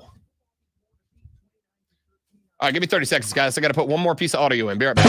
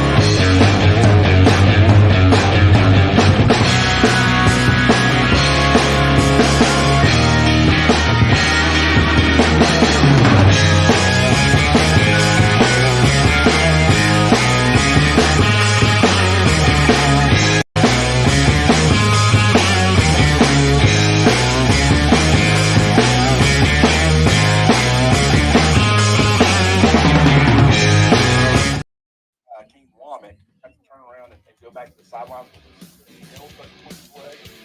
That is such a red flag.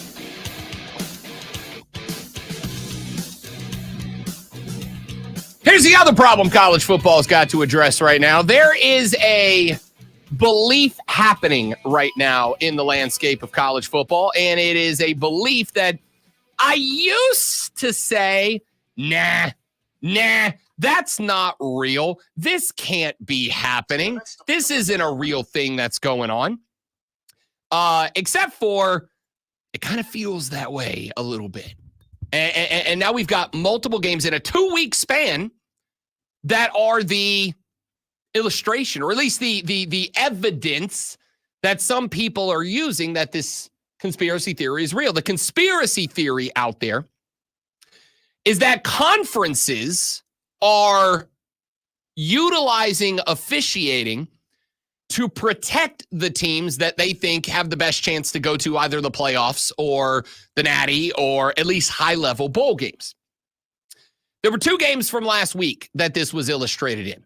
One of them, or excuse me, a few weeks ago, one of them was South Carolina LSU. We have talked about this at length. There's no need to go deep back into it, but suffice to say, there were a lot of folks who believe, and it is hard to argue against them right now, a lot of folks who believe that South Carolina got jobbed in that game in order to protect LSU, who is a playoff candidate for the Southeastern Conference. You had 2 pick sixes pulled off the board, one for a horse collar where the flag did not come out until the South Carolina player was actively crossing the goal line with the football. You had another one pulled off the board later on for a completely different reason. A lot of people said that. Then you go back to the Miami-Virginia Tech game. There's a big to-do in the end zone. There's an instant replay that, despite the fact that even the play-by-play announcer in that game was like, they got it wrong. They got it wrong here. It just took too long. They got it wrong. I think they decided not to overturn the rule. That would have handed Virginia Tech the win over then and now undefeated Miami.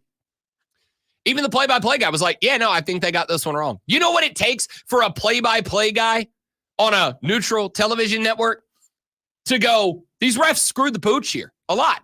Well, CBS Sports Media, I'm going to take you back in the audio department. This is about a week old. This is CBS TV's college football postgame show talking about that call. 6 minutes to be able to figure out what happened. It's not definitive. It's not clear and concise. It's not indisputable. This whole thing is not a good look on the ACC, who, oh, by the way, now still has an undefeated Miami team with a Heisman favorite leading the charge instead of Virginia Tech walking away with that win last night. It's a credibility issue. There's no question about it, given that it took that long and what the rules are about replay, at least as we understand them. It has to be indisputable at that time to overturn that call, but they'll have to work through it. Eventually, we're going to have a standardized officiating deal for all of college football. Well, you guys are not in the minority. I'm with you with this conspiracy theories. Listen, the optics are horrible. It shouldn't take that long. If it does, let the call stand on the field, even if it goes against your team if you're the ACC. It's ridiculous. I mean, a great win and comeback win for Miami. But, yeah, that took way too long, and the call should stand. Did you see anything that made you think that they did get it right at the end? Oh, I think they got it actually they right, got it right. But the fact that it was called a touchdown on the field made it impossible to do what they did. It appears that they got it right and it wasn't a catch, but when you're dealing with replay, it's got to be conclusive. That was not conclusive. Right. They should have let it stand. So you heard towards the front of that clip. You actively heard towards the front of that clip. Hey, stop it. Not ready for you, Brock Osweiler. You actively heard a television studio announcer, commentator, say, I believe in the conspiracy theories.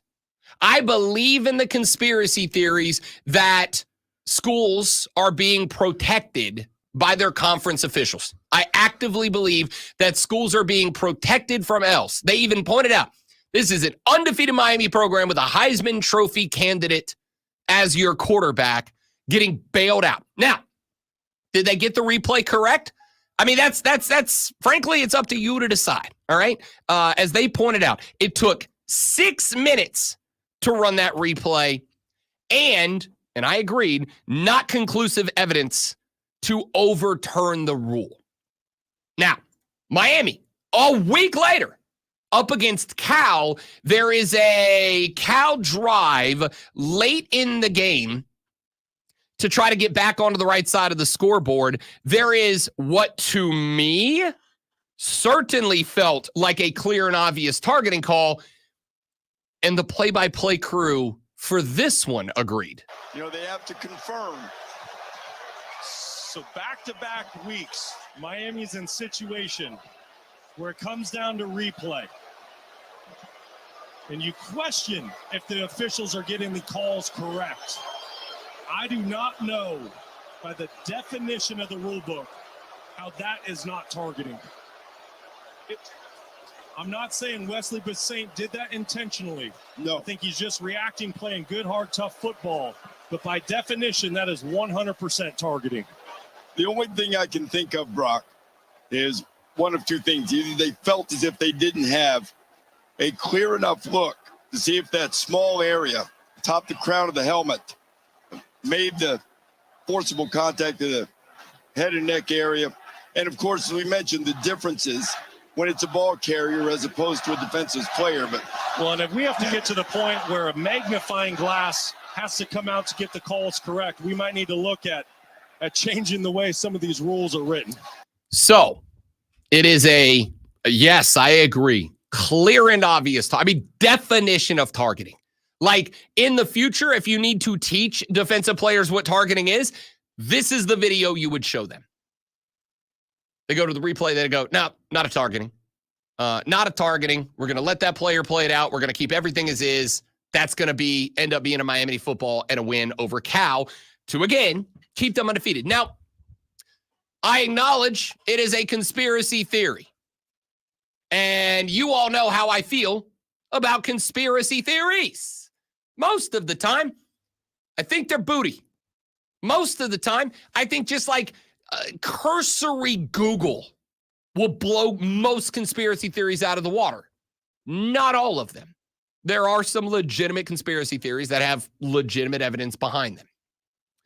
And I'm kind of at the point where I'm wondering, is this one of them? Is this one of them?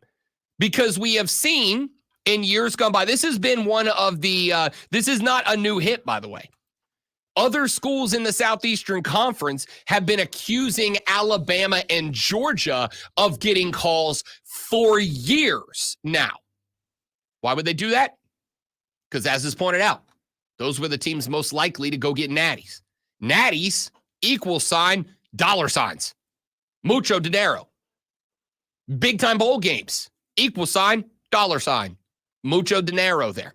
So when you put all of these things together, it becomes somewhat obvious that at least has some momentum to it.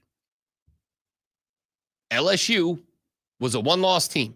Their only loss at the time was to a top 10 USC squad in week 1. They got bailed out, all right? Were the calls genuine, legitimate? Sure. They were bailed out on a bunch of them. It's something that Bama and Georgia have been accused of, and it is something that I firmly believe now Miami has been bailed out by twice at this point.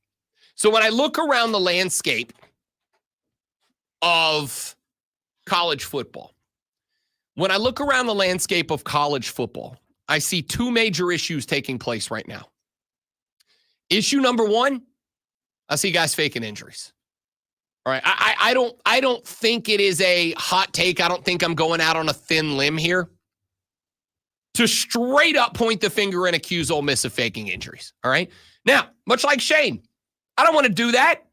I don't want to do that because I'm not a doctor, nor am I on the field. I don't want to do that because what I don't ever want to do is to point at a guy and go, that guy's faking the injury. And the next day we get the report that, no, actually, he really did tear his whatever CL. I don't want that. I feel like a real butthole if I do that. What I can say is that it's pretty damn glaringly obvious with Ole Miss. And I don't ever want to get to a point.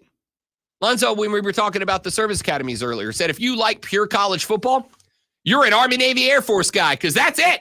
That's like nobody's transferring into or out of Army, Navy, and Air Force.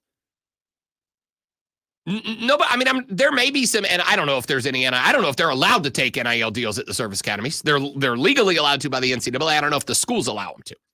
But there's not a ton of NIL money, I don't suspect, floating around the Air Force Academy, the Navy Academy, or the Military Academy, or West Point. I don't care about transfer portal or NIL. I'm totally fine with it. I think the only reason the schools aren't is because it makes the job tougher. Don't care. You got a lot of money. What I can say is where you start to lose me is if the integrity of the game from whistle to final, from kickoff to final whistle goes downhill.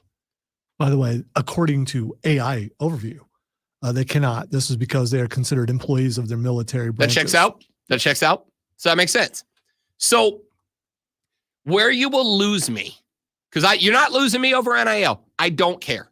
You're not losing me over the transfer portal. I don't care.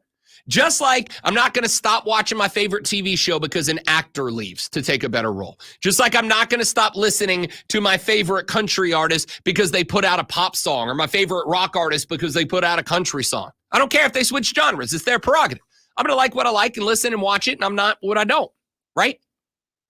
With football, I don't care about this thing. I care about the stamp on the side of the helmet, not the name on the back of the jersey. I care about my team, not the players. Now, do I love the players who play for the team? Yeah. If they're clearly committed, I'm all in.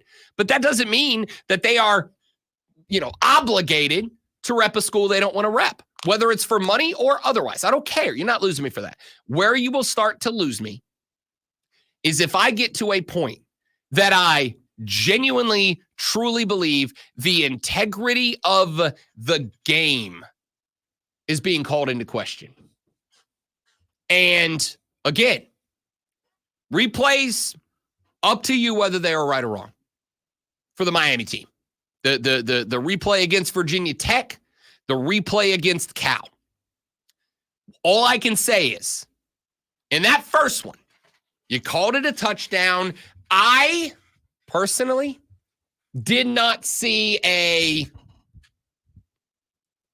replay that was clear and concise. That you go, oh, it was definitely a catch or not a catch. So you got to let it stand. And then against Cal on Saturday, it was the definition of targeting. If I gave you AI and the world's strongest computer and you said, hey, AI, generate a video that hits every mark of the targeting rule, it would have just spit out what I saw in the Miami Cal game. It has said, this is targeting in every sense of the word, but it got let go. I'm not saying it definitely did happen. I'm saying there's enough evidence there that the conspiracy theorists absolutely have a foothold now.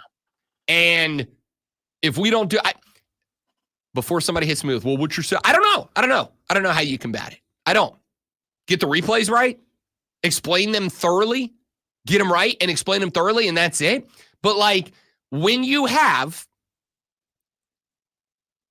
over half of an SEC that has believed for years that Bama and Georgia and LSU were getting calls, and then you have LSU getting calls, and then you have believers that the ACC will protect their squads. And here's Miami, the only undefeated team in the Atlantic Coast Conference, the number one ACC ranked team. And they're getting not once, but 2 weeks in a row, getting replays that go in their favor that are controversial. Not a great look. Not a great look. I'm not going to ask Lonzo, but if there's any of you out there in Big Ten country, would you disagree with the belief? This is not me making a statement that it is or isn't. I'm genuinely asking you, I don't know, thousands of Big Ten fans out there, that Michigan and Ohio State have gotten calls in their favor that maybe they wouldn't if they were Iowa over the years. I don't know. But I do know what's happened in the SEC. I do know what is currently happening in the ACC. And if that's allowed to stand, now the integrity of the game from kickoff to final whistle's in question, and that's where you're going to get yourself in trouble. Just me. Hey. By the way, that never happens in the Big Ten. Any of the Big Ten. None of those two. No favorites over there.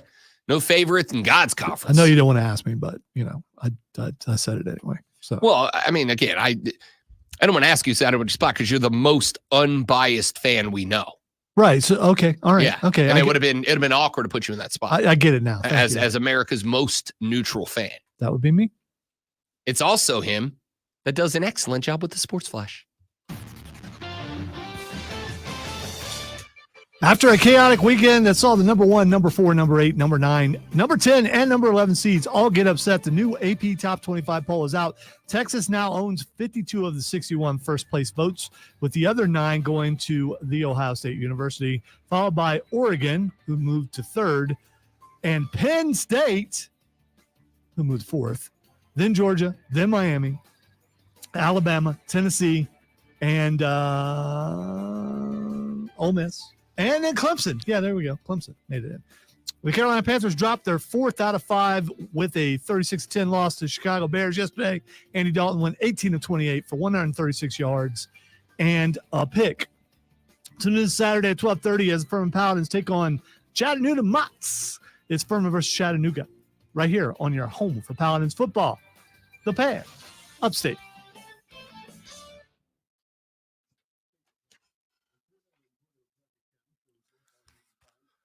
I believe I have suddenly contracted a speech impediment. Because none of my words worked right there.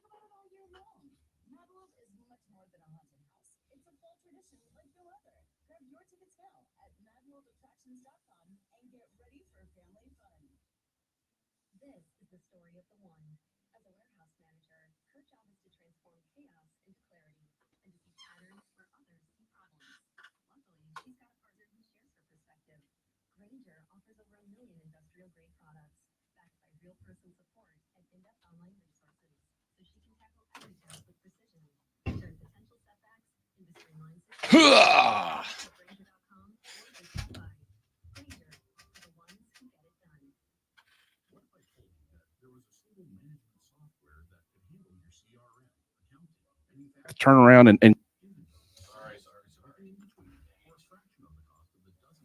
Go back to the back review was on is a suspension. I don't know what that message is. Everybody's respecting that we're going to behave that way and go come to the football team. You know what I mean?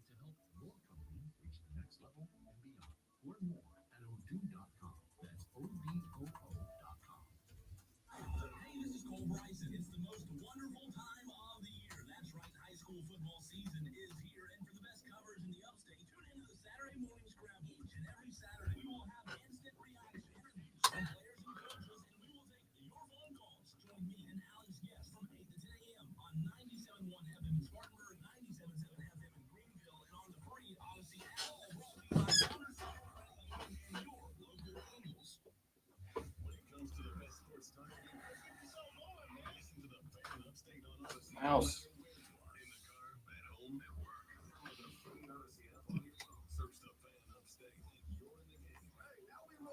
When you were a baby in your crib, your father looked down at you. He had but one home. Someday my son will grow to be a man. Look at you now. You just got your asses whipped by a bunch of goddamn nerds. Nerds! When you were a baby in your crib.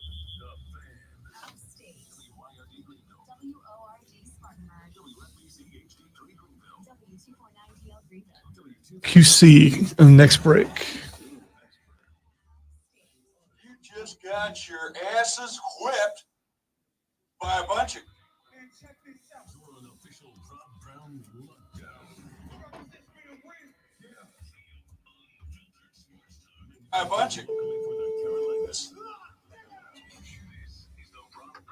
Ah, crap.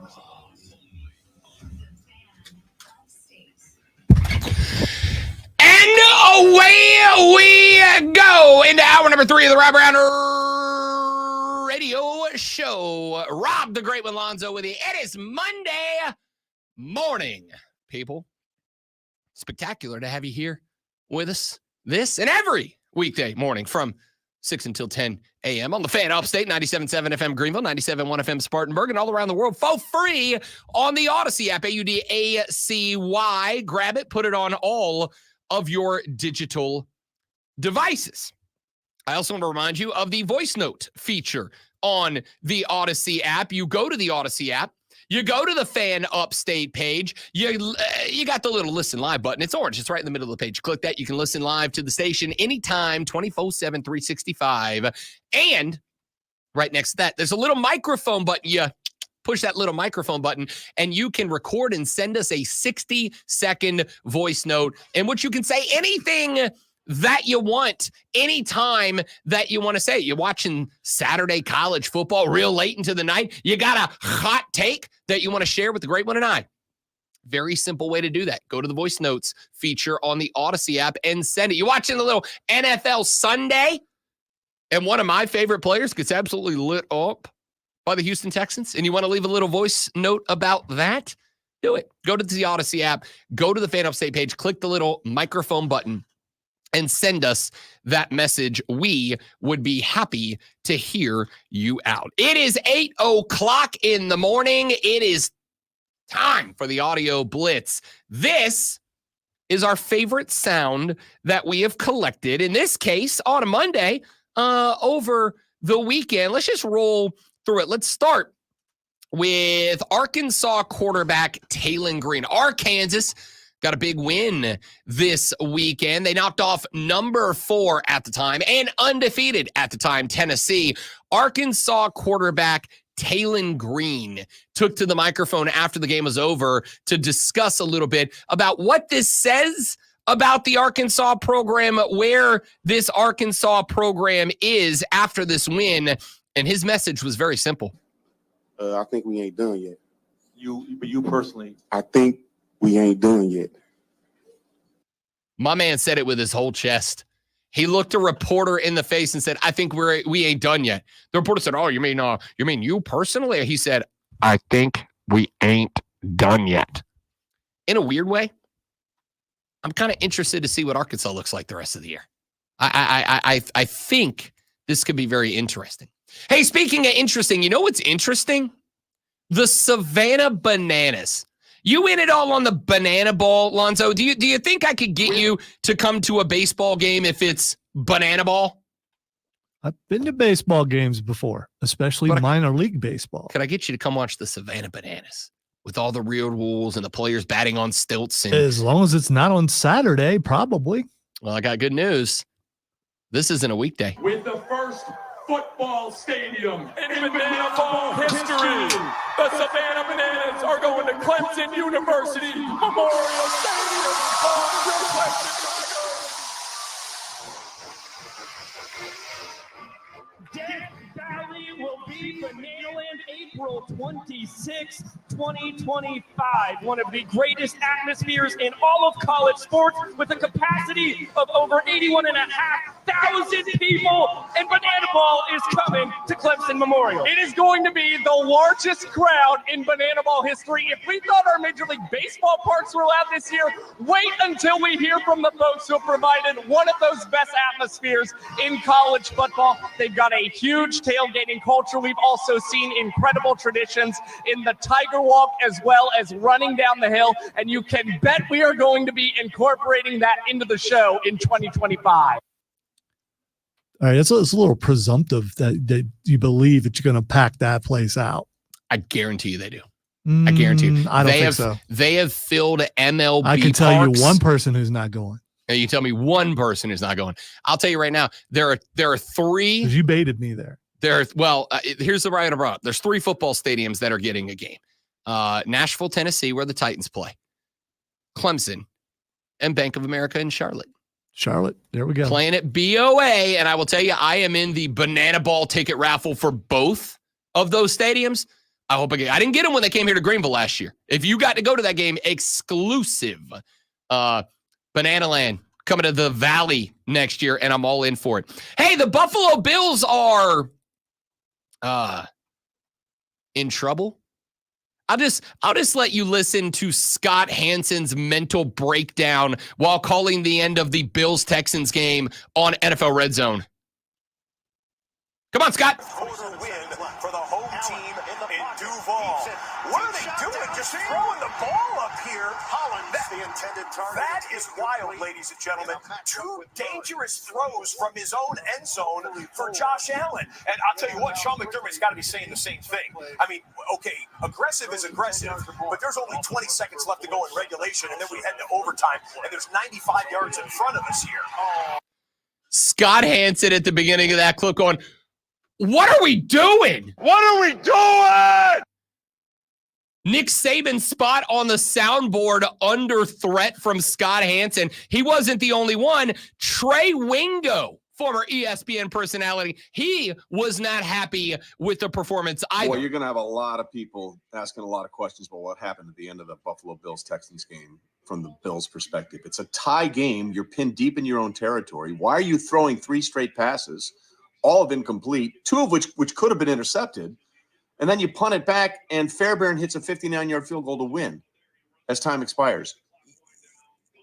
You were tied. You were tied. You didn't need points. Did they forget that?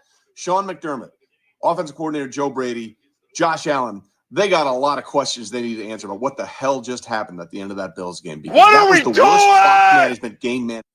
All right, you got the end of it. Well, you got Josh Allen. He's like the greatest quarterback in the world, so he can handle that, right? Listen, you know I'm a Josh Allen stan. I'm a fan. I'm a big Josh Allen guy. Here's the one, and I mean this. I'm going to be real critical here. Here's the one issue that you have when you have Josh Allen. Because Josh Allen can do some superhero, I think sometimes McDermott and Josh Allen are like, let's let Josh Allen do some superhero. And you end up with that. I really think they thought 20 seconds, that's enough time for Josh Allen to go 97 for the score, right? 20 seconds? Let's let Josh Allen do Josh Allen bleep and see what happens. And when you get to the point that you let a guy become the ball, become the guy who plays hero ball to bail you out, you end up with that. You end up with that. On the opposite end of that spectrum is Deshaun Watson. I don't know if you saw this. And in a weird way, I'm going to kind of defend Deshaun on this one here for a second. No, you're not. Here's the audio from the end of that Browns-Jags game when something went a little... Actually, it was the third quarter. Here comes the crowd. They can't waste another timeout here, can they? Looks like they're gonna. Oh my God, Kevin Stefanski has to be sick. You saw the look in his eye when he saw Watson coming to the sideline.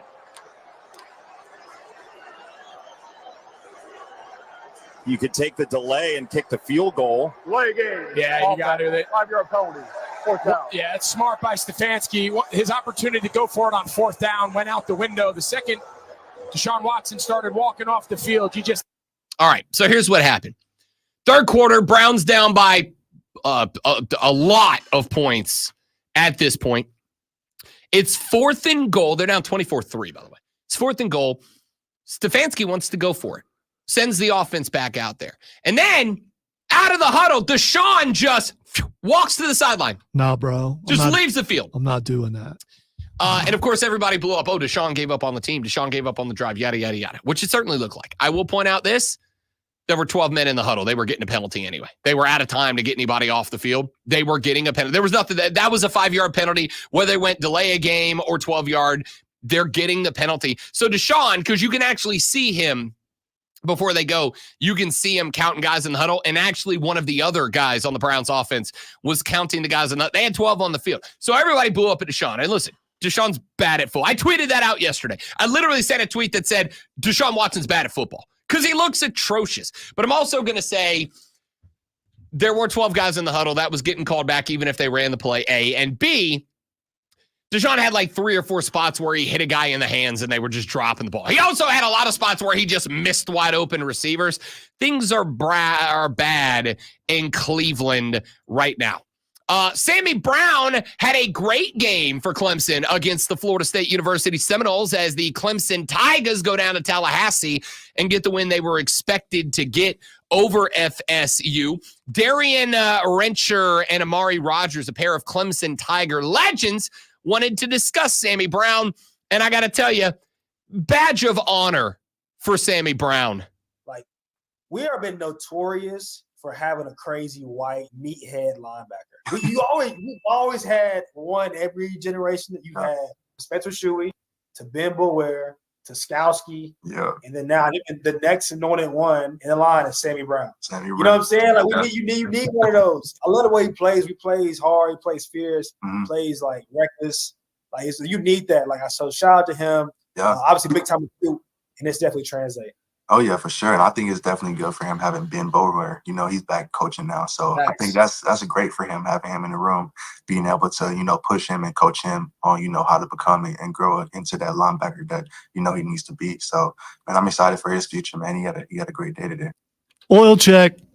I don't think Oil check. that there is anything that makes me happier in football than when I see a cowboy collared meathead middle linebacker, a millennial version of the Boz. This is my favorite thing because you know he's gonna hit everything that moves. Doesn't matter if it's got the ball or not. If meathead linebacker with a cowboy collar in the middle of the field has the opportunity to enact violence upon someone, violence shall be enacted. And if he's at Clemson, he might grab things he should not grab. Oil check. Oil check. Love that. Here's something that I know Lonzo is going to love. Last night, the San Diego Fathers on the road at the LA Traffic Dodgers. You know, that's why they call that. It used to be in Brooklyn. You had to dodge traffic on the way to the stadium to watch them play, so they were called the Dodgers. That's where the name comes from. It's I'm fun. going to take your word for it because I'm not going to. That's 100% a true story. Okay. Baseball historian over here. All right. Jurickson Profar is an interesting character in the landscape of baseball. He was a top pick many years ago. He kind of disappeared. Really wasn't anything. And now all of a sudden he's very good at baseball again.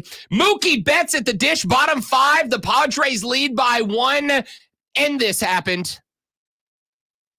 Your first one to Mookie Betts is lifted in the air to left field. It sends Profar back, tiptoeing to the corner. He's at the wall. It is. Nobody's sure yet. Now they say He caught it. he caught it. Mookie Betts is rounding the bases, thinking that it's a home run. Jurickson Profar says, I got it. He was doing the old, I'm going to just milk this for about 15 seconds. Watch this. He goes in. I thought he caught it the first time, but the way he was reacting, I'm with you. So he catches that ball. Now he's just going to play how, you know what? I'm going to talk to the fans a little bit, bounce up and down. I'm not even going to let my teammates know I've got it. So Jurickson Profar robs a Mookie Betts home run. But here's the fun part. So he goes into the stands. There's a short fence, right field, out in right field at Dodger Stadium. Foul line's here. They have a little section that juts into the field, and then it goes straight back. And so that little section, if you go straight down the line to right, it's like 20 feet shorter to hit home run there, right? But it's a short fence. So if you're in the front row there, you're on field level. Profar reaches into the stands, catches the ball, except for he's like 2 rows deep when he does. He comes back, and then he just stands there looking at the crowd. And he's like jumping up and down like he's real frustrated at that point. Like he's real frustrated. And he's jawing at one of the fans. And what you heard in the first part of the clip there, the Dodgers thought it was gone. Great when the Dodgers played the home run celebration music. They started doing the flashy light show thingy on the field that all the teams are doing nowadays. The scoreboard on the television screen popped up the home run graphic and changed the score from 1-0 Padres to 1-1 Dodgers. And then Profar pulled the ball out of the glove and revealed he caught it. They had to kill the home run music. They had to turn the lights back on, and the TV graphic had to take down the home run graphic and take 1-1 and reel it backwards to 1-0, all while Jurickson Profar is in left field laughing his ass off at what just happened. Now, here's what I will say. Cool thing, the Dodger fan that he was interacting with looked at him, tipped the cap, and was like, that's a great catch. Yeah, then other Dodger fans started throwing baseballs and trash onto the field at Jurickson Profar. He and Fernando Tatis got very upset about that. The Padres would then go on to hit 6 home runs in this game and win it 10-2 going away. Profar trolled an entire baseball stadium and a television network. Let him go through the entire home run celly before going, oh, this? Yeah, no, I have it. I just watched it, which was pretty cool, but it's that was audience interference, wasn't it? It was not. He caught the ball. Yeah, but if he knocked the glove out, if he hadn't, that guy had his hand right in his glove. It looked like. I don't know if the rules are more lenient when the player's 2 rows deep. I believe the rule is if you reach onto the field, right? So if a player or if a fan reaches down or if you knock the glove away, but when it's in the audience like that, I think they let that go. Like if he doesn't catch it, they go, oh, he just couldn't catch it. I don't care. The fact that he trolled a TV network to put up the wrong graphics, incredible. Hey, you know how I'm very afraid of Max Crosby? This is field audio. Bo Nix and his Broncos up against the Raiders. Bo Nix, they win the game, but he was not having a good day. Max Crosby offered a bit of friendly advice. Pass from Josh Reynolds on 3rd down and 4.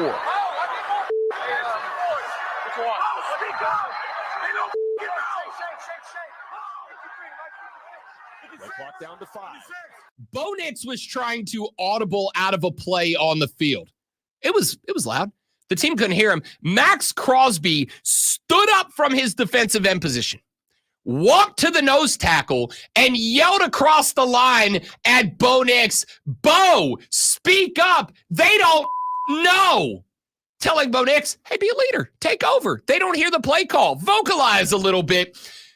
All I know is this, if I'm Bo Nix, I'm in the shotgun, working my audible. I look up and I see Max bleeping Crosby 4 feet away from me, screaming in my face. I'm glad that you edited that video because I will tell you on several occasions yesterday, watching the Panther game and watching Red Zone, some people did not. Live TV, baby! They did not. They still got a button. They did not push the button, and some things got through, including I forget what game where an announcer had to comment on that. Live TV, baby. Last one, and then we got to go to the break. Diego Pavia is the quarterback for the Vanderbilt Commodores. He says all you need to know about the weekend the Doors just had. Vanderbilt is turnt. That was it. That's his interview. They still use that word, turnt? Sure do. Apparently. Sure do. Diego Pavia does. Diego Pavia, it's 4th and 1. Yeah, but it's nerds on the football team. And I get that they just major upset. Counting on them to say a word that's still relevant, I don't know. Diego Pavia on 4th and 1. Vanderbilt needs a first down. Otherwise, Alabama's probably coming back to win this thing. What does this do? No big deal. Uncork a 60-yard tutty through the air, which whatever air Bama had in the balloon at that point was out of it. It was incredible. So that's what turnt looks like now. That's what turnt looks like now. Turnt looks like the Vanderbilt nerds taking the goalpost down, marching it 3 miles through downtown Nashville, Tennessee, and dumping it into a river because bleep Bama, that's why. Dude, I live tracked the goalposts through downtown Nashville, Tennessee.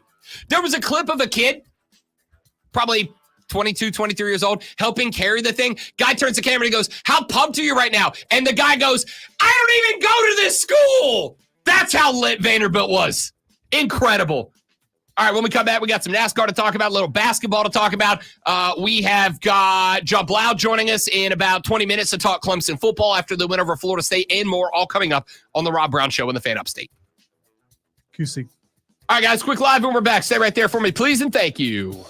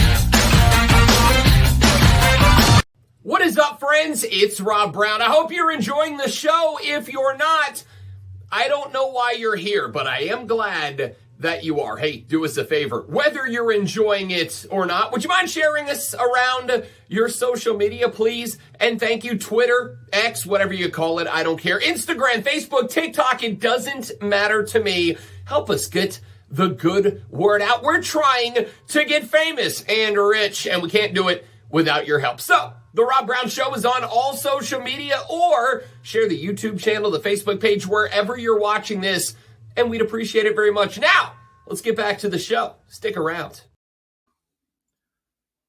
So you think you're Elvis? Oh yeah, baby. Oh well, bless my soul. What's wrong with me? Itching like a man on a fuzzy tree. I don't think that's what it says. I'm pretty but sure it is. That was pretty amazing.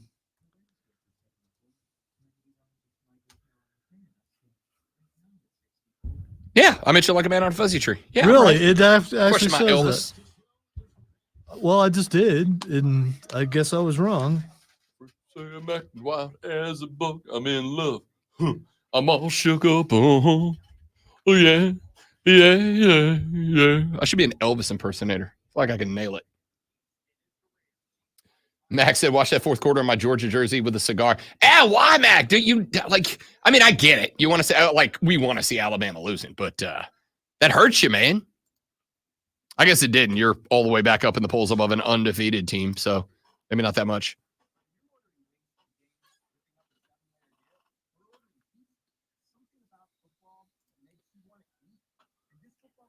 Something about football that makes you want to eat. Football. I had wings yesterday for the first time in a very long time. God, I miss wings. How did your gastrointestinal?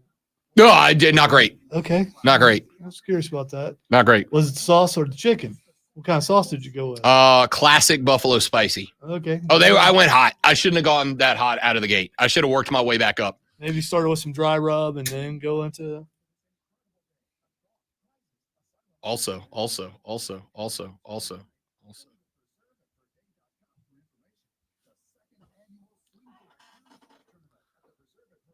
We got one. The 12-foot skeleton. He's got LED eyes, right? But not like a light, like eyes, like eyeballs, and they move around and they blink and they look at stuff. It's awesome.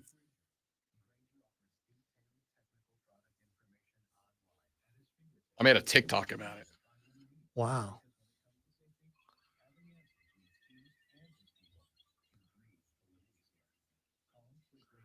I don't know. I don't know why you're focusing on the hip thrust for a while. The eyes look awesome. Well, I meant to go up. I just accidentally started at. You lingered. You lingered. The wife threw the word bone around a lot yesterday when I posted that. All right. All right. At first, I'm like, is he doing that on purpose? And there's a couple more thrusts in there before you moved up. Just saying.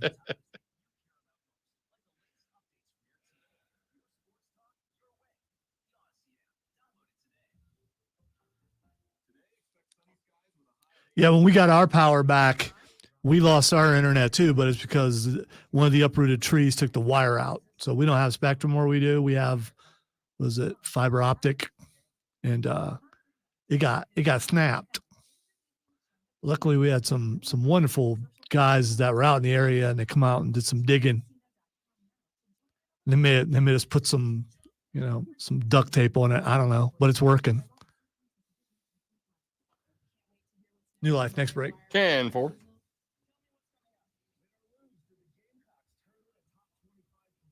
Nope. No, they did not.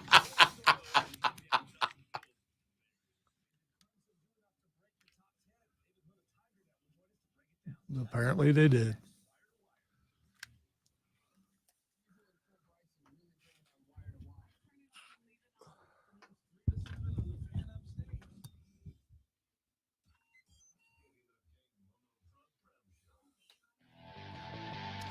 Here, I'll answer Diesel's questions for them. Did South Carolina turn in any kind of performance?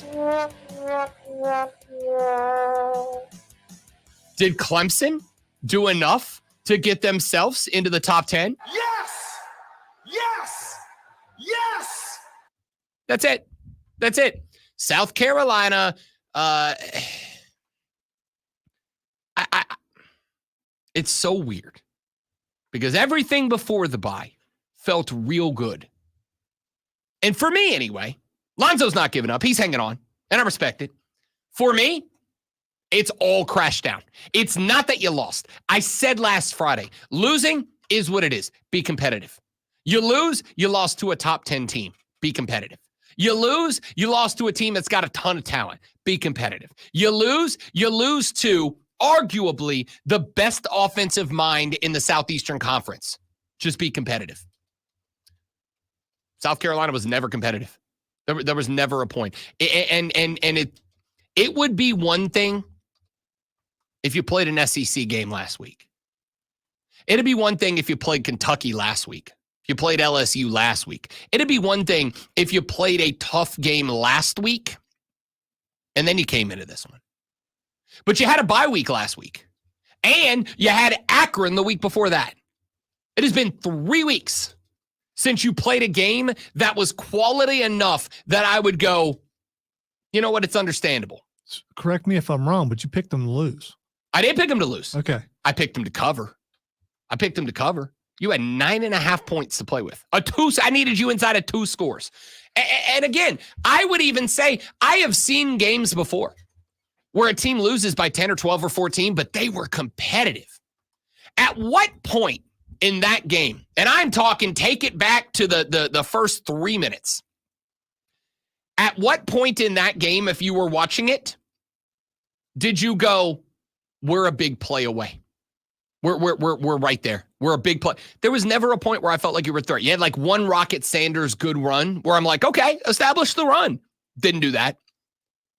I got Lenora Sellers missing some shots here and there. And again, I did say to myself over and over, the man is a first-year QB1. He had limited experience last year. He's a first-year QB1. I am treating Lenora Sellers as a freshman. But here's the other issue, and this is the big thing as it goes with the Gamecocks that I'm leaning on. Is there anybody on that football team right now, great one? Sincere question. I'm not making an accusation or anything. Genuine question. Is there anyone on that football team, Lenora Sellers, Rocket Sanders, anyone across the offensive line? And Gamecock fans out there in the Armada, I'll ask you as well. Is there anybody on that football team that you look at and you go, that player is clearly better in week 6 than they were in week 1? Did Lenora Sellers look better to you in week 6 against Ole Miss than he did in week 1? Because he didn't to me. Well, he didn't exactly have 6 weeks because he got hurt and he was coming off of injury. And I mean, well, probably still dinged up pretty. I mean, maybe. You know. Did he look okay? Did he look like mentally he was sharper, like he understands or sees the field better than he did back in week 1? Because he doesn't to me. Forget the physical attributes. Let's just talk about as a quarterback. Does he look like he saw things better, like he processed things better? Didn't he? Does Rocket Sanders look like a more polished running back from week 1 to week 6? Doesn't to me. Very physically gifted. Hits holes and cuts through them as quickly as anybody else.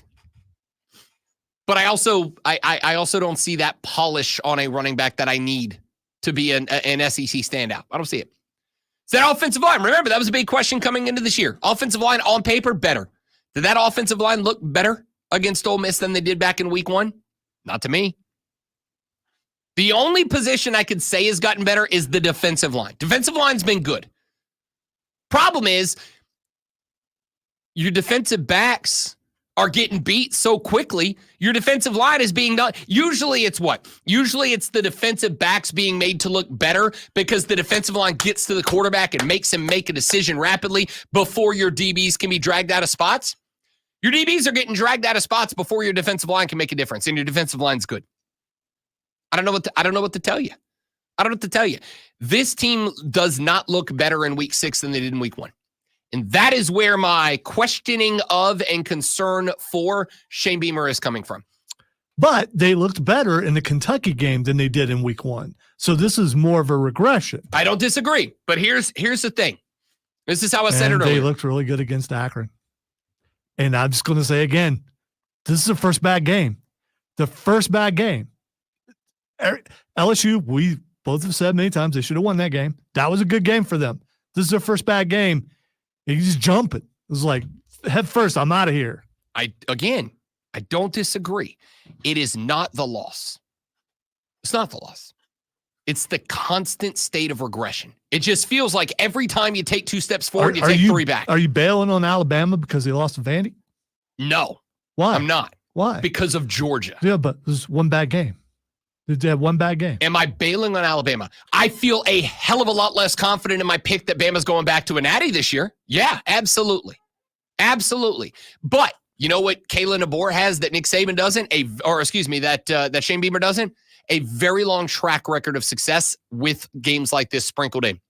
The problem is what I saw this Saturday is a hallmark. Not at Alabama. He doesn't. Correct. But over the course of his career, just say about Shane Beamer in general. You can't, because he doesn't have any sort of track record other than South Carolina.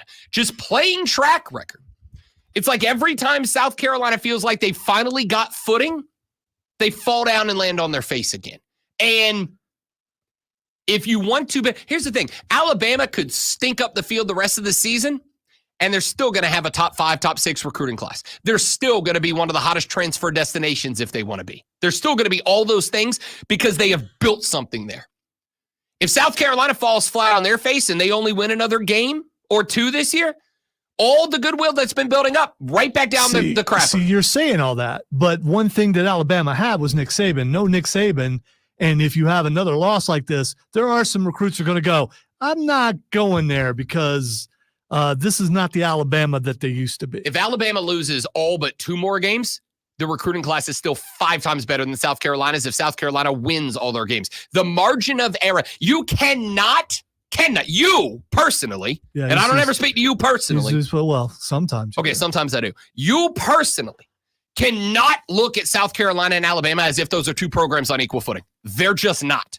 They're just not. It's like looking at Iowa State and Ohio State and being like, oh, if Ohio State, they're different worlds. I'm looking at one program that could be on decline and the other one that's exactly where people thought they would be at this point. But it's no, because I thought they'd be like this on the rise, on the way up. Did you? Yes. What was your predicted record for the end of the season? 7-5. So could happen. No, not if they're going to do that. And by the way, you said earlier, first bad game. No, it wasn't. I stand on the Old Dominion game was a bad game. They won. They won the game. But that's a bad game. It was the very first game with a brand new sort of quarterback and everyone. Well, can you play a booty cheeks game and still win? Absolutely. There you go.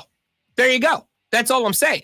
They played booty cheeks against ODU and they won the game. They played booty cheeks against Ole Miss and they got kicked into booty cheeks. That is what it is. And for the first time Saturday night, after thinking about that game, looking at that game, I looked at it and went, every time you take a step forward, you take 2 back. What's Alabama's record? Stop focusing on Alabama. No, I'm just curious. Stop focusing on Alabama. What is the record? Focus on the team we're talking about. I don't know the record. They lost the game after they beat an undefeated number 1 in the country, 2 out of the last 3 natties, Georgia team. Okay, I was just curious. South Carolina lost to Ole Miss. You putting Ole Miss and Georgia on the same plane? Hell no. So it's talking about the decline of one team and another team that's about where everyone thought they would be. They're not, though. I expected upward trajectory. I'm not getting it. I got to step back. Texas said Carolina was hot garbage on Saturday. We got the team that played Old Dominion, not the team that competed with LSU. Texas said Gamecock fan, Carolina had the hardest game of all during bye week, the mental game of staying locked in and focused. Welcome to Carolina football. Texas said South Carolina is a poorly coached team, little league offense when the quarterback has the most rushing attempts. I agree with all of them. John Blau of the Post and Courier. Next, talk Clemson football on the Rob Brown Show on the Fan Upstate. New life. All right, guys, one more live. John Blau with us after this. Stay right there.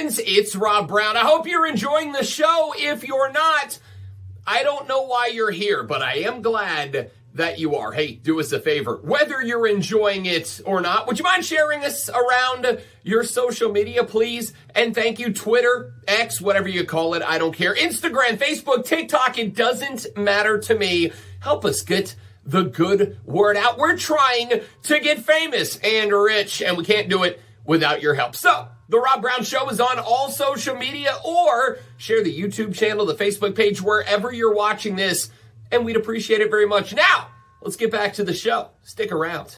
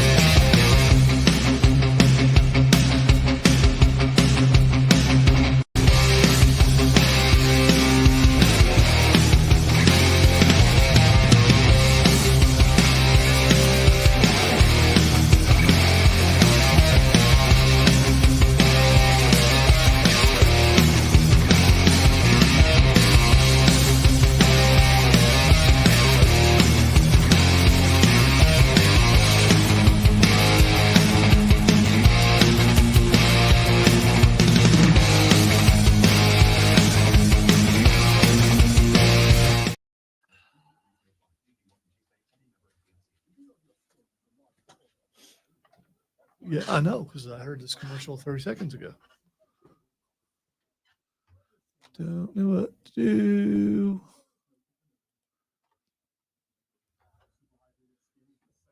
Plus, I texted Ben over the weekend and he never responded to any of my texts. Which has He me, was here Saturday, obviously. yeah. Which meant he was ignoring it.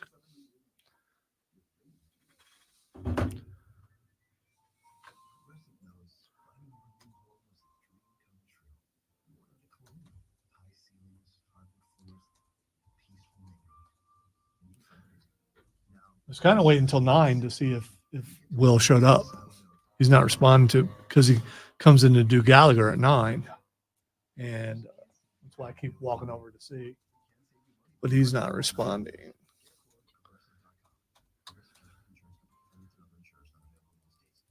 I don't know. Did he break us it? Didn't realize you brought us back online. I should have looked at that. That's all good. I don't think anybody's going to care.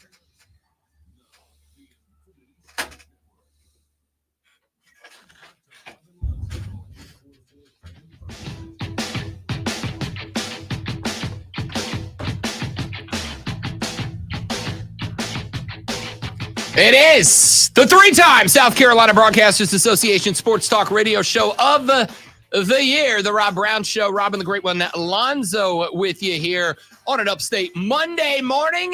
And now we welcome into the show from the Post and Courier. He is a reporter who covers the Clemson Tag Athletic Department. John Blau joining us here on the show. John, what's up, big dog? How we doing? I'm good. How are you, Rob? Doing real well. Thank you very much. Let's dive right in, bud.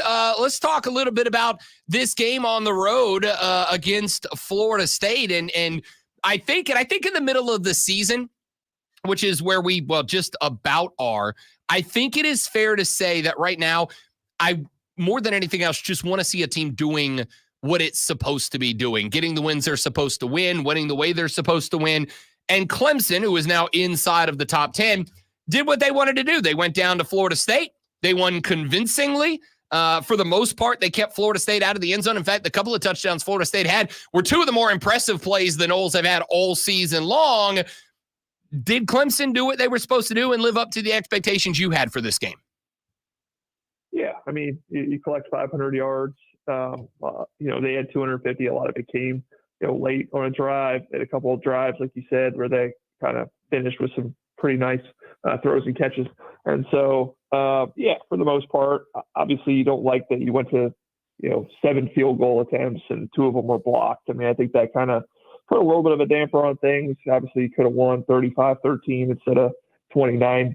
And obviously if you finish a couple drives with touchdowns instead of field goals, maybe it's a little bit more. But yeah, I mean, another good performance from the offense. The defense, for the most part, really good. Obviously, they only get 22 rushing yards. That's not very many. So they did mostly what you thought they were going to do, what you wanted them to do if you're a Clemson fan. And obviously, got that first win on the road and have to get another one on the road, and you keep on kind of matriculating down the schedule.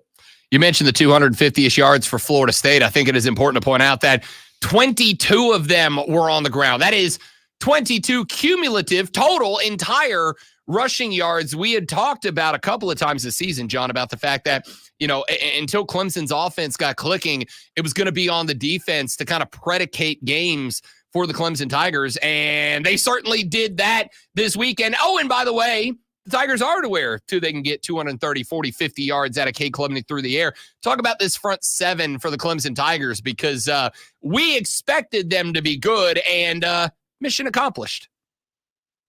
Yeah, obviously had some struggles the week before against Stanford. Stanford came out and ran some option, which they hadn't seen, they didn't expect, and so it looked a little ugly there. But against the Florida State team that I think was only averaging maybe like 2.4 yards per carry or something, they limited them like you would expect them to. I mean, DeMonte Capar, Peyton Page, I mean, they were a problem in the middle. Obviously, we got Tier Woods back on the edge. TJ Parker had a pretty good game as well. Shaheem Lawson's another guy stepping up at defensive end. So, they're pretty good up front. And then obviously you got those linebackers behind them, Barrett Carter and Wade Woodaz, who can move around a little bit. They got more than enough dudes up front. So, they made it really hard. Obviously, they put a lot of pressure on Brock Glenn, a very inexperienced quarterback, to win the game for him. And Glenn actually made some plays. Again, we were talking about that last question. I mean, Glenn made some really impressive throws, moved around with the speed. I mean, they convert 4-4 and 4th down, which you don't think is going to happen a lot. But they definitely did enough to kind of really limit that Florida State running game, put Glenn into some tough spots. Glenn actually converted a couple tough spots, but as long as they play kind of this level, I mean, most teams aren't really going to be able to move the ball on Clemson very easily if you're in second and third and longs a lot. Talking to John Blau, covers the Clemson Athletic Department for the Post and Courier. Was there let me put it this way, John. I really thought Clemson was going to go down to Tallahassee. Thought this was a game they should have won last year. Obviously, Dabo with the opportunity to pass Bobby Bowden for the most all-time ACC wins and do it in Tallahassee on the field named after him. I wondered if the emotion was going to get maybe intense for Clemson. I wondered if maybe they would allow that to kind of drive them a little bit. I never really saw that. This looked like a team that was very much in charge of its own emotion. And to me, that is an indicator of a team that's good enough to go to the playoffs and win there. Yeah, I mean, I know, Dabo Swinney himself is talking about it's not about, the narratives. It's not about we're playing DJ or we're not playing DJ Uyunglele. It's not about me going to, get a record for the most wins in the ACC. It's about our next game. And obviously they kept that mentality. You look at the schedule and really there's nobody Clemson shouldn't beat. I mean, and you can't look all the way ahead though to the ACC title game against Miami if that's who it is. And so you have to take each challenge week by week, as cliche as it sounds, and step up to that challenge. And that's what they're doing. They beat Florida State. They have to beat Wake Forest. They have to beat Virginia. I mean, all teams that every single week, everybody's going to say you should beat. And if you don't beat them, it's going to be a absolute panic. And so they seem pretty focused. They seem pretty mature and dialed in. And we'll see if they can continue, like I said before, kind of matriculate the ball downfield week to week and do what they have to do. I think one of the things I loved about this performance out of Clemson, John, was how balanced the offense was. You had 40 carries. You had 34 passing attempts. Phil Maffa had himself another day, 25 carries, 154 yards, including a 59er that probably should have scored. Cade, 19 of 33 for 33, for 235 and a couple of touchdowns. What has been, in your opinion, the difference in this offense? Is it finding a balance? Is it the improved performance of Cade Klubnik? Has it been a difference in play calling that you've noticed? Obviously, since the Appalachian State game, this offense has just at least felt different, if not looked different. What do you credit that to? Yeah, I mean, you can point to a whole lot of different places. I mean, the offensive line, I think, is number one. Just the fact that Cade Klubnik has so much time back there. I mean, he's not under pressure. Obviously, they can establish their own when they need to. And then you bring it back to the quarterback, just making much better decisions. It doesn't look panicked back there. It's all the things that we heard in the offseason leading up to the season, that he's just a more mature, poised guy back there. And the plays he's making with his legs, I mean, I just put so much stress on a defense that, you can drop 8 and try to deal with now these new, receivers Clemson has with speed and TJ Moore and Brian Wesco and a healthy Antonio Williams. But you drop 8 and now Cade Klubnik's running for, 30, 40 yards. I mean, it's just, it puts so much stress on a defense with those different dimensions they have. And then, I think it's really important, like I said, with the receivers, that they have these healthy guys who can make plays. I mean, that play that Antonio Williams made over the middle, catch the ball, kind of run into a defender. The defender runs into the other defender. It goes 57 yards. He's such a mature, more physical guy now. They just have so many more playmakers, so many more mature guys. I think it's just a cumulative effect that it's just all kind of clicking into place at once. And I would start with the offensive line, but it kind of trickles down to all those other position groups. I mean, they've all just gotten a lot better. We are talking to John Blau from the Post and Courier here on the Rob Brown Show and the Fan Upstate. You put Florida State in the rear view mirror. You got Wake Forest, Virginia, and Louisville all coming up. There is only one ranked team remaining in front of Clemson, and that is number 22 Pitt on the 16th of November. You followed up with the Citadel and then a South Carolina team that was very disappointing this weekend to Gamecock fans. What is the mentality of this team? I know you just talked about it a little bit. You got to beat the teams that are ahead of you that you are expected to beat. But if you're Dabo, how do you keep this team focused, knowing that if we're being honest, the most difficult of the schedule is behind you? Effectively, at this point, you are in control of your own destiny. What do you think the message is to keep this team centered?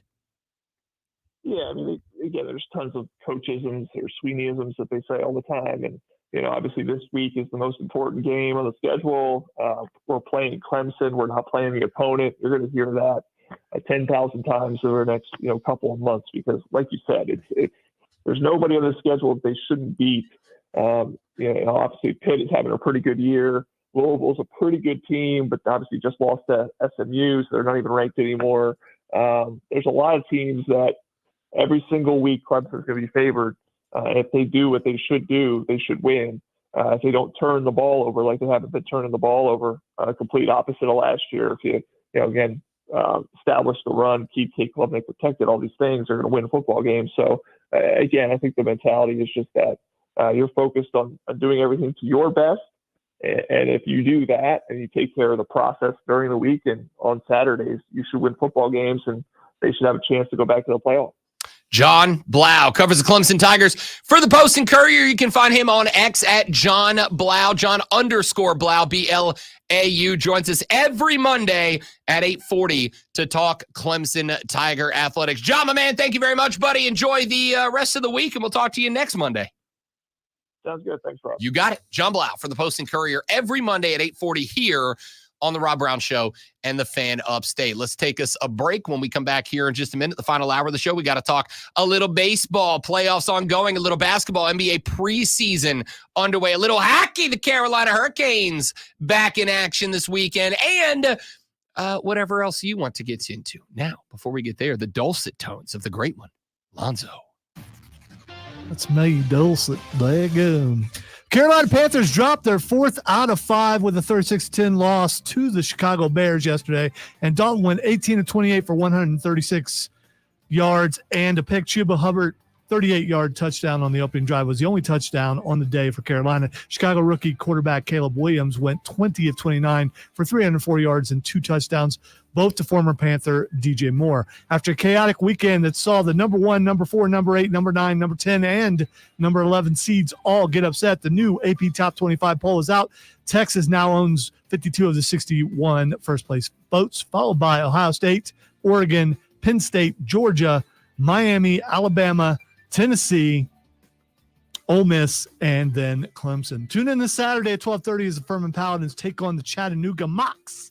It's Furman versus Chattanooga right here on your home for Paladins football. The Fan Upstate.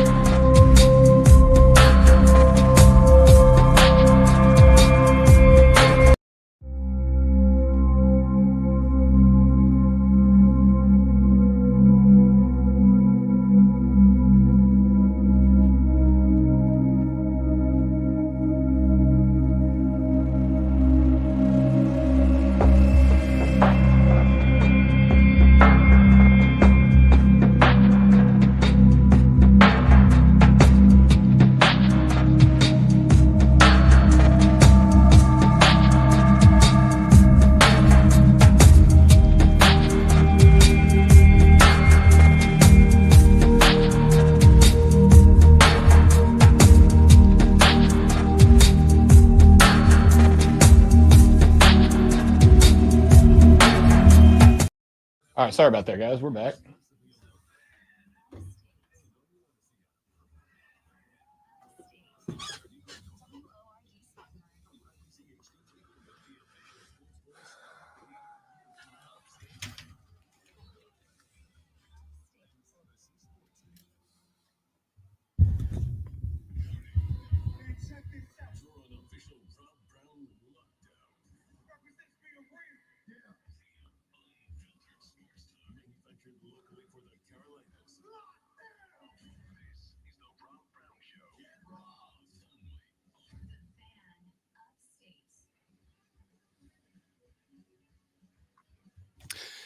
The final hour of the Rob Brown Show starts right now. Welcome back, ladies and gentlemen. Thanks to John Blau for taking the time, as he does every Monday, to join us here on the show. It is greatly appreciated. Thanks to you for being here. If you want to jump in on the radio broadcast, now's the time. The renewal by Anderson of the Carolinas fan phone is available at 844-FAN-FONE. That's 844-326-3663.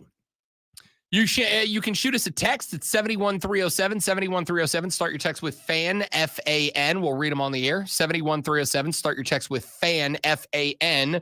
We will read them on the air. You can tweet me at The Rob Brown Show. Tweet the great one, Lonzo, at Lonzo Onward. And you can tweet everyone at the station at The Fan Upstate, at The Fan Upstate. If you want to come at us in that direction, you are welcome to as well. Got a couple of things I want to get to here in the final hour of the show. I want to start with some NASCAR here on the show. I know, but the playoffs are ongoing. You know what? I'm going to read this text first, Lonzo. I'm going to read this text for our enjoyment and entertainment. Texter said, Rob, I must tell you that every grocery store is out of Duke's Mayo, to the point that I stole the little packages from the local gas station just to make it. I did buy gas, though, so I don't feel bad. First off, Texter, you have my explicit permission and blessings to do so. No, don't be stealing stuff, man. And don't listen to him, because now you're an accessory. Way to go. I'm distancing myself from this. So when you get in trouble and you say Rob Brown said it was okay, I just want on tape or digital or however it's being recorded right now that Lonzo does not agree with that. By the way, a bunch of stores were out of ketchup yesterday too. Whoop-de-doo. You're telling me you've never gone to a fast food joint and just grabbed a handful of ketchup packets? That's never happened? If you made a purchase, then you're allowed to do that. He did purchase. He purchased gas. He didn't buy food. You got to buy food. Texter. And if you're so desperate for that kind of mayonnaise, there's a 12-step program out there and you need help. No, you don't. I mean, you do. You need more Dukes. No, you need help. For sure. Quit trying to manufacture. Oh, it was Dukes that was out. Ketchup was out, dude. There are a lot of condiments that are out. There's a condiment shortage, and it has nothing to do with what brand it is. Go away and take your cult with you. I mean, they're out of Dukes for a reason. Duke's Mayo, the official mayo. Go make your own mayonnaise. And no, it's not. Just go boil some eggs. Good luck finding those too, though. I saw a bunch of eggs. I didn't see any Duke's Mayo. He's not wrong. He's got a point. The Dukes is out. Why? So right? That's not the first thing that you replenished in your refrigerator, Rob Brown? You went out and got, I don't care if I got eggs. Don't care if I have meat. I want to have the Duke's mayonnaise. I want to keep it a buck with you. I haven't eaten an at-home meal since the power came back on. I'm so pathetic. Hey, speaking of at-home meals, the wife, great one, she tells me last night, she goes, hey, I have a surprise for you. And I said, what's that? And she goes, I am going to make you some red beans and rice for the Saints game tomorrow. Now, for those of you not of New Orleanian culture, which I assume is most of you, red beans and rice day is Monday. You make a big old pot of red beans and rice on Monday, and that way you have leftovers for the rest of the week, right? Monday is red beans and rice day. And my New Orleans Saints take on Lonzo's Kansas City Chiefs this evening live at Arrowhead Stadium for a little Monday night football. She said, I have a surprise for you. I'm going to make you some red beans and rice for the Saints game on Monday. And I said, that is very nice and a very pleasant surprise. What made you decide to do that? you're going to lose tonight. And so she wanted to make you feel better because of what's about to happen this evening. Oh, I'm sorry. That's not how the story went. No, that's exactly how the story went. She said, because I saw how upset you were when you lost to Atlanta last week, and I know tomorrow's going to be worse. And I said, well, you know ball. No, she knows you. I will check scores on games that I just could care less about because I'm worried about how someone's going to be the next day. So I know how to prepare for the show. I am emotional, and you need to stop it. Ouch, but yes. Ouch, but correct. I am emotional. Let me be real clear about this. I am a dude that does my best. You've heard the 24-hour rule? You've heard of the 24-hour rule? Like Alabama's made a big deal out of this over the years. You got 24 hours to celebrate a win. You got 24 hours to get over a loss, and then it's back to work. I, as a fan, subscribe to the 24-hour rule. I will be happy about a win. I will be mad about a loss for 24 hours. After 24 hours, I'm over it. All right, it's time to move on. You got a new game ahead of you. And then we're on to the next one. Unless there is a difference. There is a difference between we got beat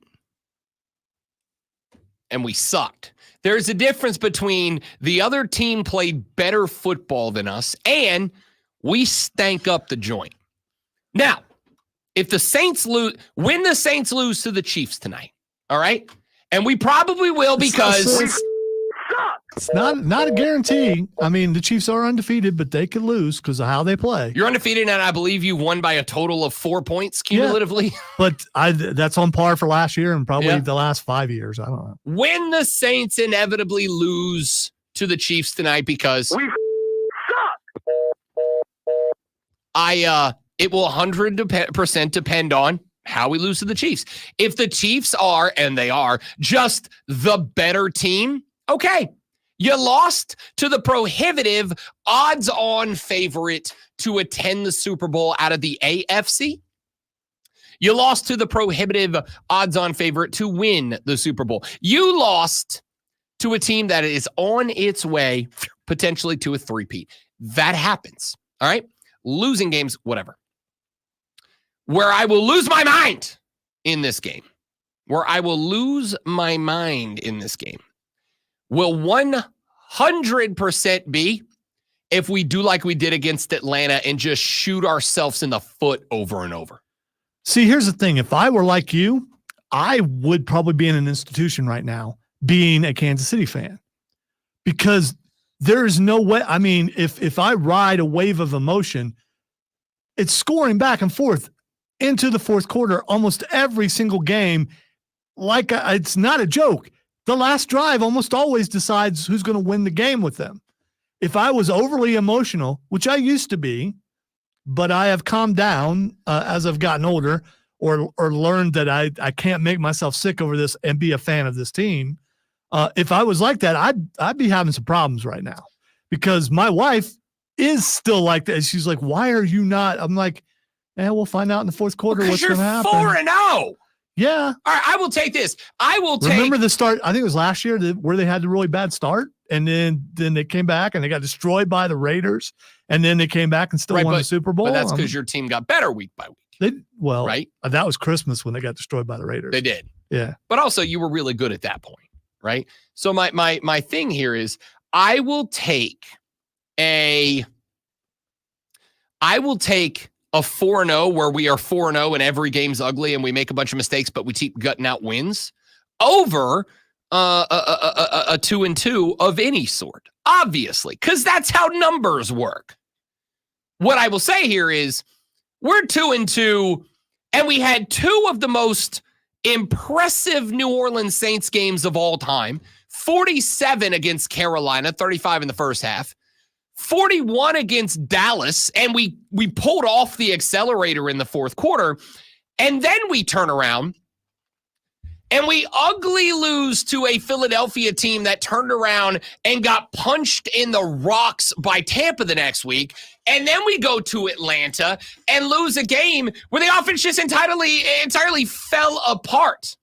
By the way, noted Atlanta Falcons fan Brandon in the chat says, good luck against the Zebras tonight, Rob.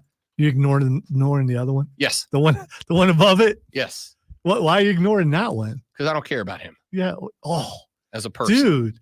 He's a bad person. Wow.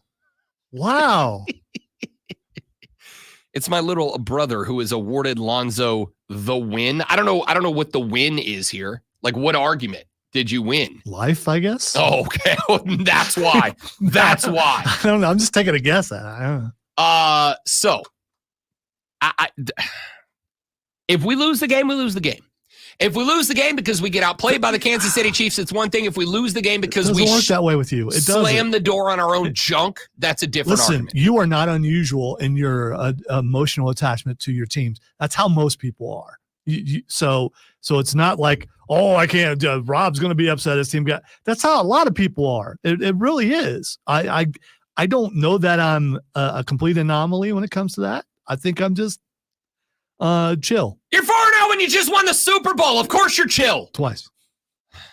Of course. Double, of course you're chill. Of course you're chill. Times 2. Well, here's the other thing. We're the villains now. So you absolutely are. So we're the villains now. You absolutely are. And you're the Patriots now. Look at you. You're the Patriots now. Well, I hope they win that many Super Bowls or more. I'd be fine with that. But I'm okay with being the villain. I'm the bad guy all the time. I can handle it. Heels have more fun. Oh, for sure. I embrace being the bad guy when I can be the bad guy. I am just going to say there is a difference between losing the game and beating yourself. And those two can coincide. You can play a crap game and also the other team plays real well. You can play a crap game and give the game away. You can play a crap game and win. Again, if I played 4 crap games and we were 4-0, cool. We're a team that guts it out. We're gritty, baby. That'd be great. I'd ride that horse till it dies. Problem is, and it wouldn't be so bad because I came into the year saying the Saints are gonna suck. And then they did the most Saints thing ever. Great one. They scored 88 points in 2 games and then sucked. You know what I mean? Like, if we were 2-2 in the first 2 games, like you scraped out a win against Carolina, you scraped out a win against Dallas, then you got beat by Philly and Atlanta, you'd be like, all right, that's pretty good at 2-2. But I came into this year thinking we are going to suck this year. And then we put 88. And I don't care if you put 88 against the Browns and the Jags. You put 88 on the board in 2 games and you're going, damn, we got something going. It's still the NFL. It's where the best play. And I just want to say that I hope Brandon is happy tomorrow. So he's one of these guys who believes that the referees give preferential treatment. That's a lot of those guys. Yeah. So I hope you're happy tomorrow. I hope you come in and say, see. I hope you get to say that several times. I hope several times in your eyes, the refs help Kansas City win the game. I mean, just for you, I want Kansas City to win tonight because of the referees. Mahomes has more interceptions called back by penalties than any quarterback ever. Mm-hmm. I don't know. I don't know if it's ever. It's ever. Is it ever? It's ever. Are you sure? Yes. That's I don't It's know ever. if that's a kept stat. It is. I'll go look it up for sure. Even I thought Brett Favre was still the leader in interceptions all time. Let's see. You were really certain. Now you're looking it up. Is I this am. just because you want to be All right? So here's since 2000. Oh no, actually since 2000. All right, so it must have been in some more recent number. Since 2000. This is as of 2 months ago. So this, you know what? It is because if you include Mahomes, who I think has 4 this year, that's actually sets the record. Before this season started, the leader was Aaron Rodgers with 18, Breeze with 17, Brady 16, Roethlisberger 16, Mahomes 16, Rivers 14, Favre 12, Cutler 10, Stafford 10, Burrow 9, Allen 8, Wilson 7, Cousins 7, Prescott 6, Murray 6. Where was Brady in there? 16. Tied for third with Ben Roethlisberger and Patrick Mahomes. So this is another case where Mahomes is already better than him. Yes, he is better at having interceptions called back by penalties. Somebody make the damn ring. Take that punk. Get out of the booth. With this year, Patrick Mahomes now has the lead since the year 2000 for most interceptions called back by penalty. Also, the highest percentage of passing attempts called back by penalty at 31%. Yeah, but listen, New Orleans should win this game tonight because Kansas City doesn't have a receiver. You've been saying that they should trade for a receiver all week. Don't get me wrong. I mean, you know, the fact that the spread in this game is 5.5 is because of that. Otherwise, it would be a 7.5 point spread. It is to me 3 points impacted by the fact that Rashee Rice is out. How good are your defenders against the pass? Which ones are we talking about? The ones that played weeks 1 and 2, or the ones who played weeks 3 and 4? Yes, because the ones who played weeks 1 and 2 without Rashee Rice, Xavier will pop a big one somewhere. And Mahomes would have an average game.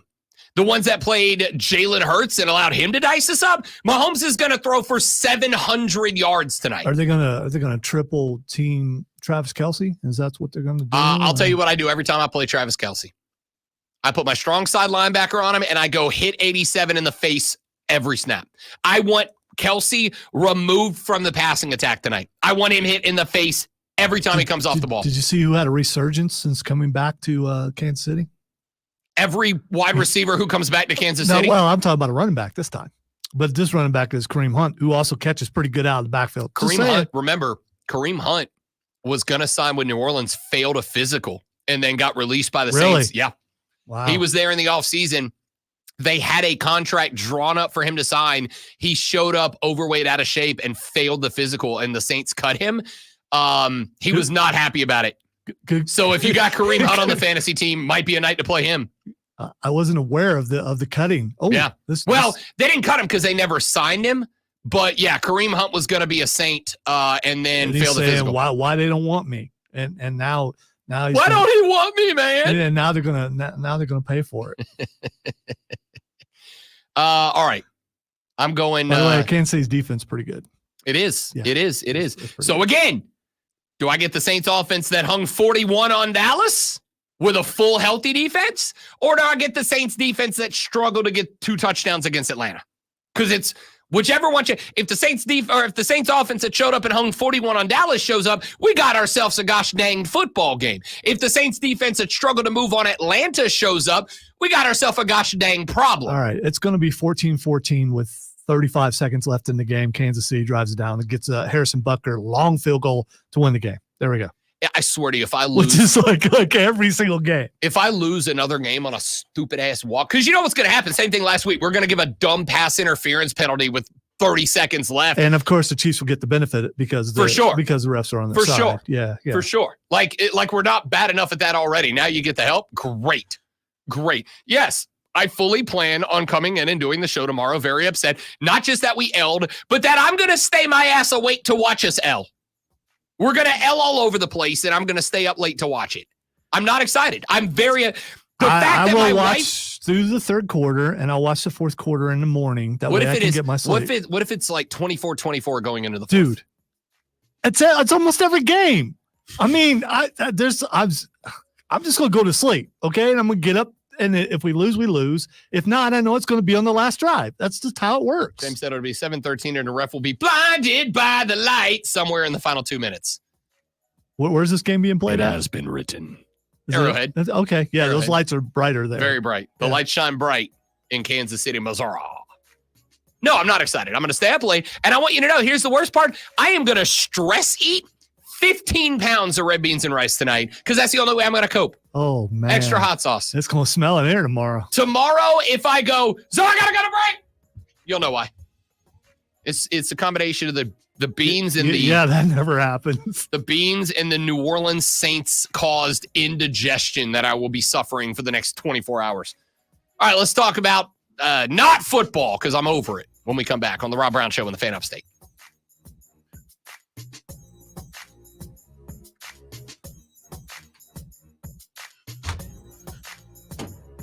Did you just hurt your finger pushing the button? It happens. Those metal corners that I was going to. Dang, metal corners. Yeah, the metal. Get you every time. They hurt.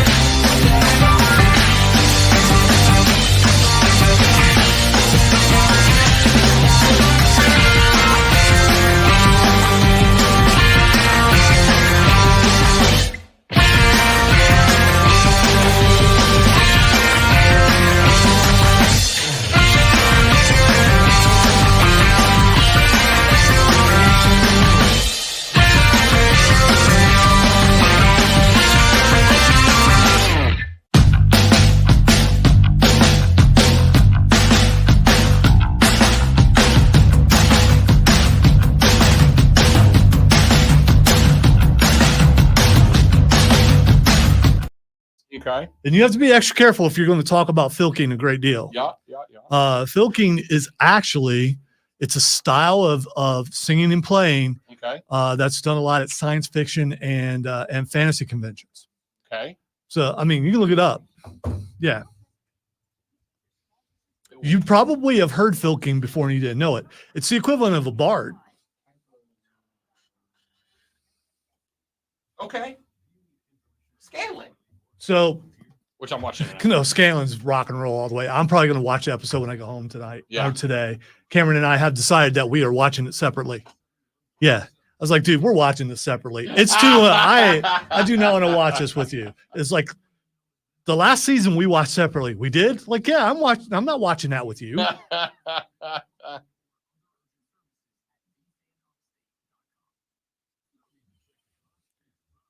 Can you see the red spot on the end of my finger? Yep. It's, Sure can. I hit that thing hard, dude.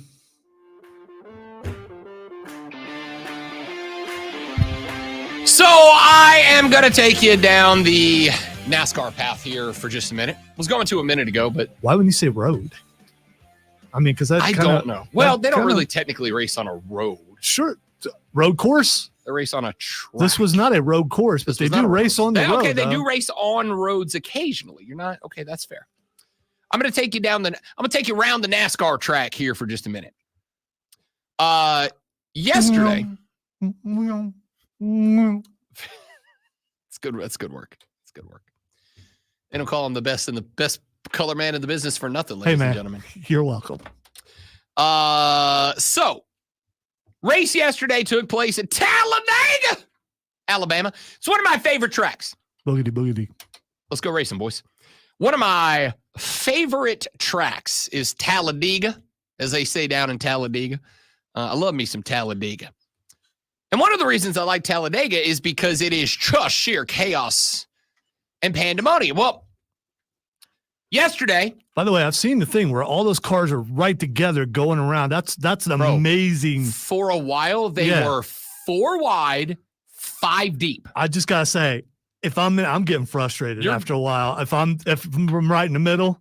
I want you to know you just unintentionally stumbled onto what we're about to talk about. I mean, that's what I know. You just unintentionally stumbled upon what we're about to talk about. Talk about being unemotional driving. That's a totally different story, though. Dude, these guys. So here's the setup for why I am deciding in the midst of football season to talk NASCAR for just a minute. Aside from the fact that we're in NASCAR country, y'all. So yesterday, the lady friend says, "Hey, can we go out and go Halloween decoration shopping?" And Rob Brown, big fan of spooky season, said, "Yeah, we got like 3 hours till kickoff. Let's go." So we did. We bought a 12-foot tall skeleton that now towers over our house. It's awesome. Big fan. Got LED eyes. He like looks around. It's very cool. Could you get like Marco downstairs to come to your house to just stand next to it so I can really gauge how tall it Dude, he's really is? literally twice as tall as me. With his little stand, he's literally 2 of me. It's great. And on top of that, once we got that, she then committed and told me that what I am allowed to do next, great one, is buy themed outfits for our 12th, so I can just put them back up for different holidays. So as soon as it's over, the skeleton is going to be as soon as it's over, I'm putting a Santa outfit on him for Christmas. Now, come on, can't wait. That's going to be creepy. It's going to be awesome. Can't wait. You can say you're celebrating Red 1. Have you seen the previews for that? I have, and I'm so excited. Yeah. Anyway, the point is, we went out, we did our Halloween decoration shopping. And then she said, do you want to go to the bar and watch some football? And I said, yeah, we did. So we went to the bar and we watched some football. And while we were watching some football, the race started. And we were done at that point. And she said, hey, do you let's go back to the house. We can start putting up the decorations. And you can put some sports on the TV. And I went, that sounds lovely. Let's do that. So we went home and we put some sports on the TV while we were decorating for the spooky season. And when we got to a football commercial, I flipped over because the boys were racing at Talladega. So I put it on and I watched as the boys racing at Talladega were doing left-hand turns, as they do in NASCAR, 4 wide, 5 deep. There were 20 cars in a rectangle. It looked like the dadgum Blue Angels, man. It's incredible. Now, yeah, I mean, during the show, it popped up on my X feed, and I'm just watching them. It's nuts. Okay, when does the accident happen? Because that's amazing how they could stay that close at the same speed and go around. It's wild to watch. It is. They look like the Blue Angels. Now, that's a good thing for a while. Then it just kind of gets boring because then it's just circles. Granted, there are circles at 207 miles an hour. There are circles with quite literally inches between driver to driver, one next to the other. It is impressive, and you would be wrong to say that it is not. It is impressive. However, it got a little boring. And now there are some folks speaking out about it because what happened is they ran this way for so long because once you're 4 wide, 5 deep, as Lonzo just accurately pointed out, you can't do anything. The guys in the front row can't move up or down the track. There's no more track to move on. Anywhere behind them, you can't go anywhere. You can't fall back to try to get out of the action. There's a stack full of cars behind you.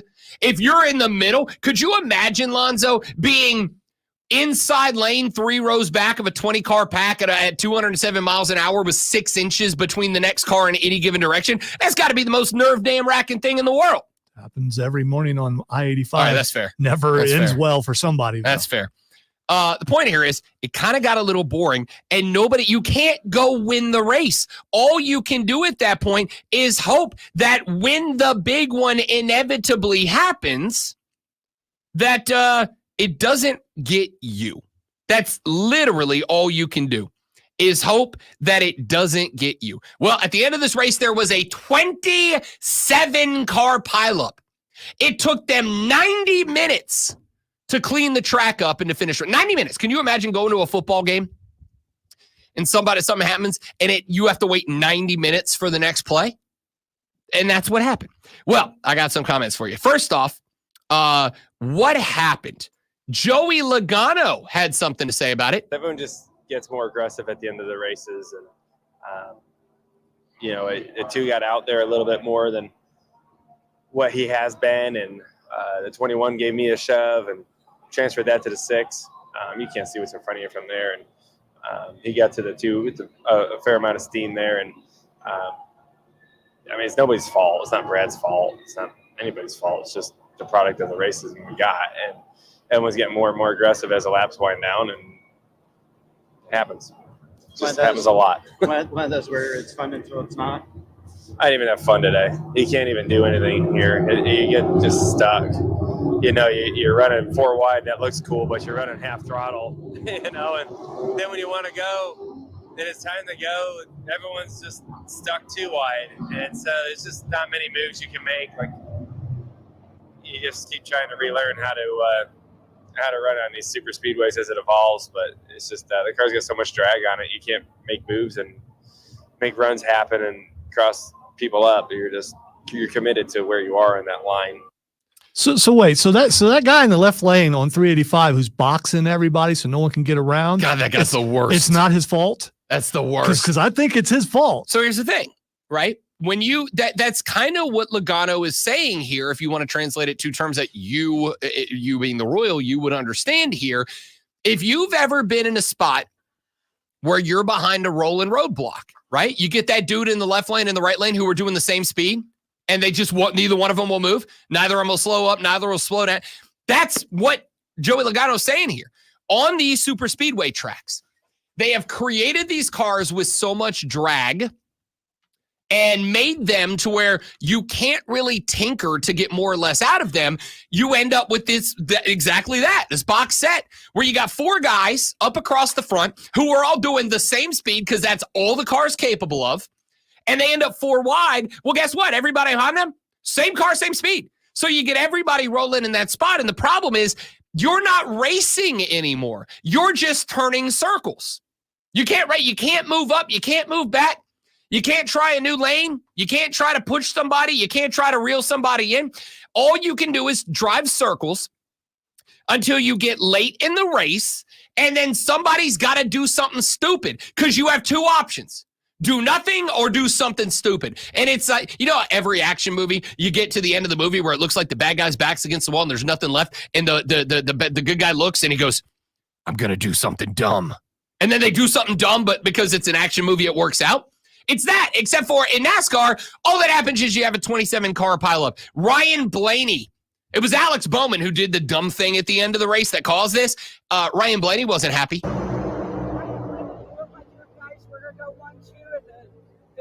For the second stage, and then what happened?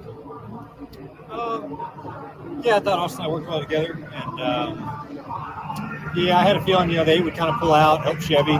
He wasn't going to help me, obviously, and so we got in the middle, and I didn't think it was terrible. We were probably still going on 5th or 6th, and then 48 just drove straight through me in the trial again.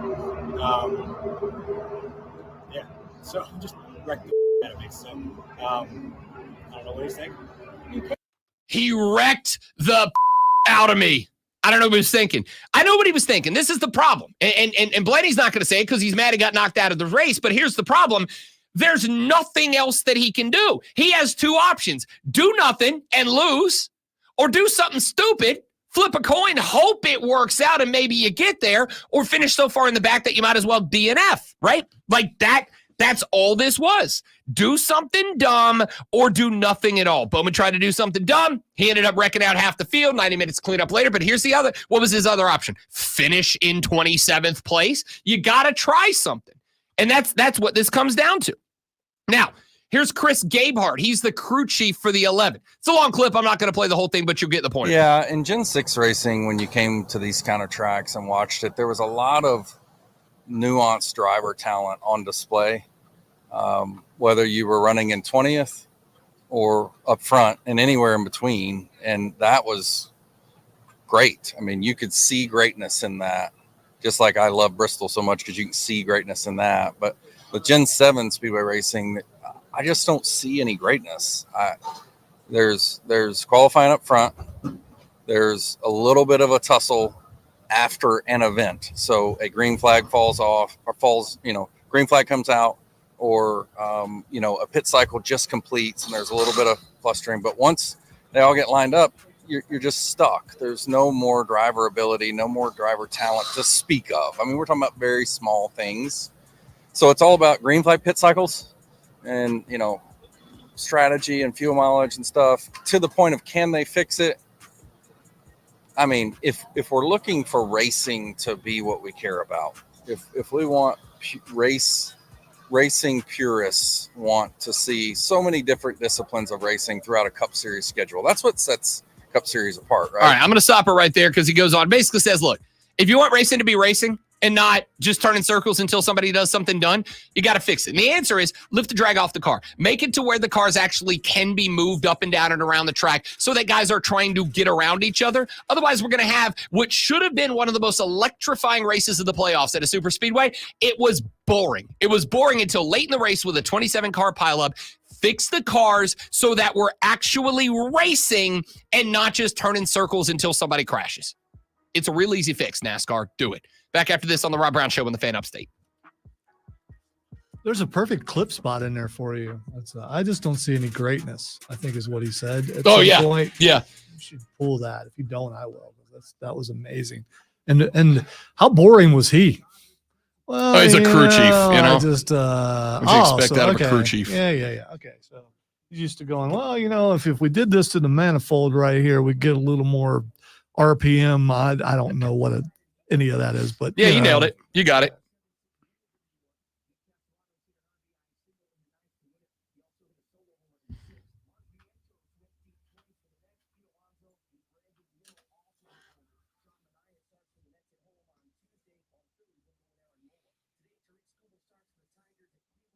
Scooble.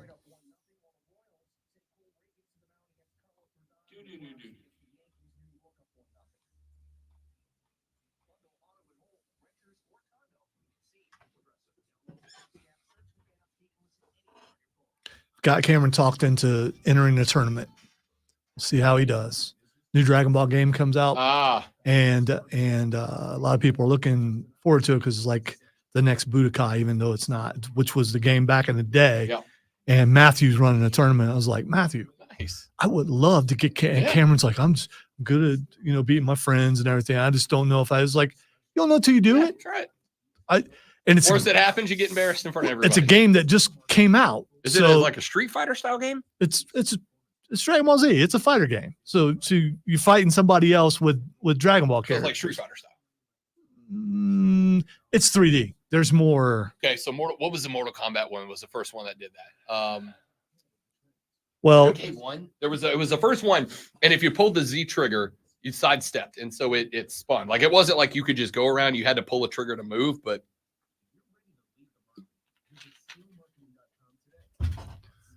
Why, Shane? Who do you have on the Chiefs on your fantasy team?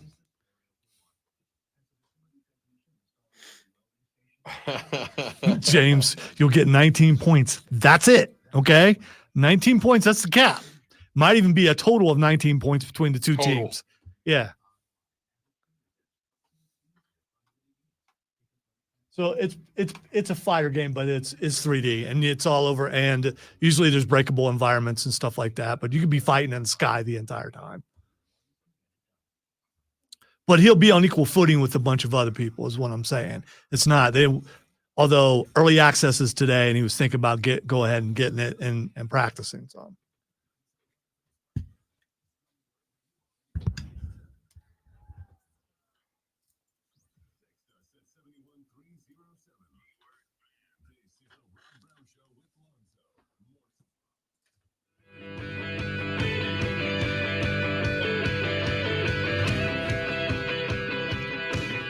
The Rob Brown Show continues. It's the Fan Upstate. Rob Brown, the great Lonzo, wrapping up the show. Final segment. You want to be a part of it? The renewal by Anderson at the Carolinas fan. Phones open 844-326-3663. That's 844-FAN-FONE. You can also text us 71307. Start your text with FAN, F-A-N, FAN, F-A-N.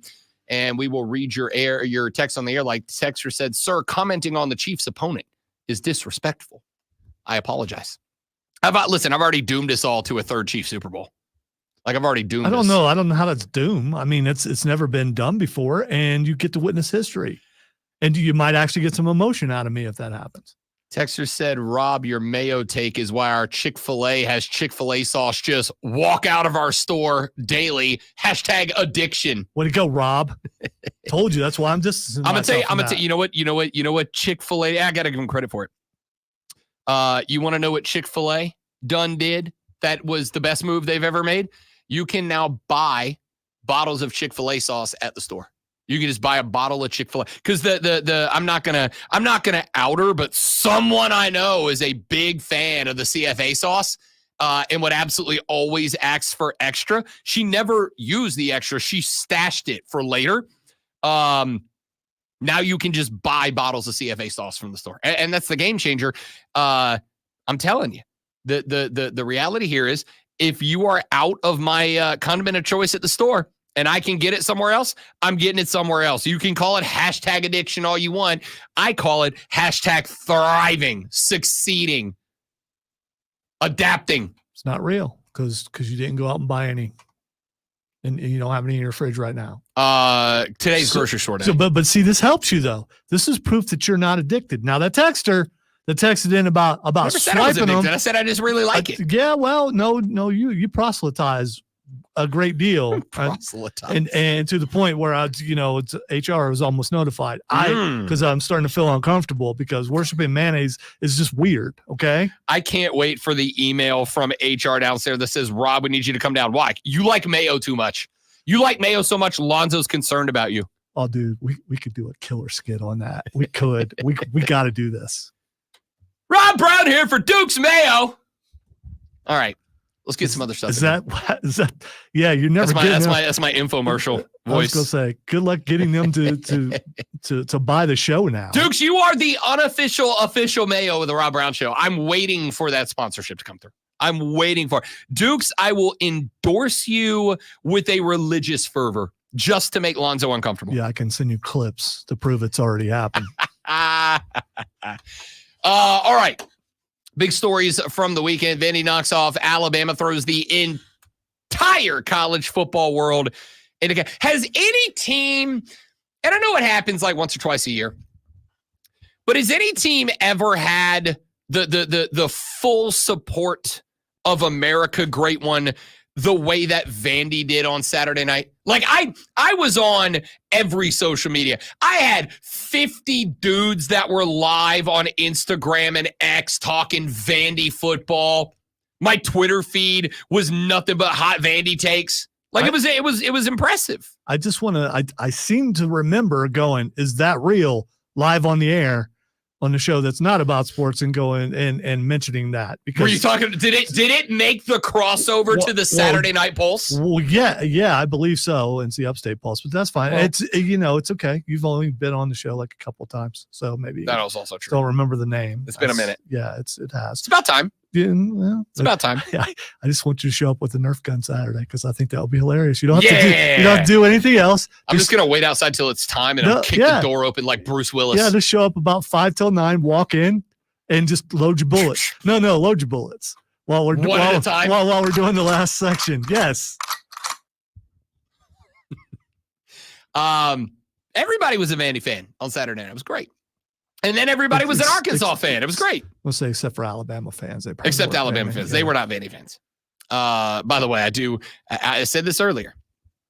Because everybody was a Vandy fan and because of how much we all, or at least I all, thoroughly enjoyed watching that game play out the way that game played out. Did the rabid Vandy fans jump online and go, "We don't need your bandwagon"? Don't call it a comeback.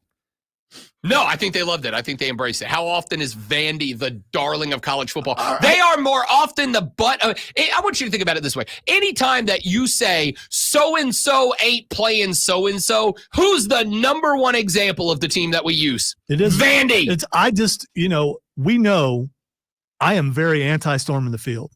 I was okay with that. You are very anti-storm in the field. I was okay with that because, that was unprecedented. It's never happened for Vandy ever, probably. So, yeah. By the way, I don't think I got to this early. There was a live microphone. Are they going to have to now grease the poles in Vanderbilt so they make sure people they don't do the Philadelphia treatment? I hope so.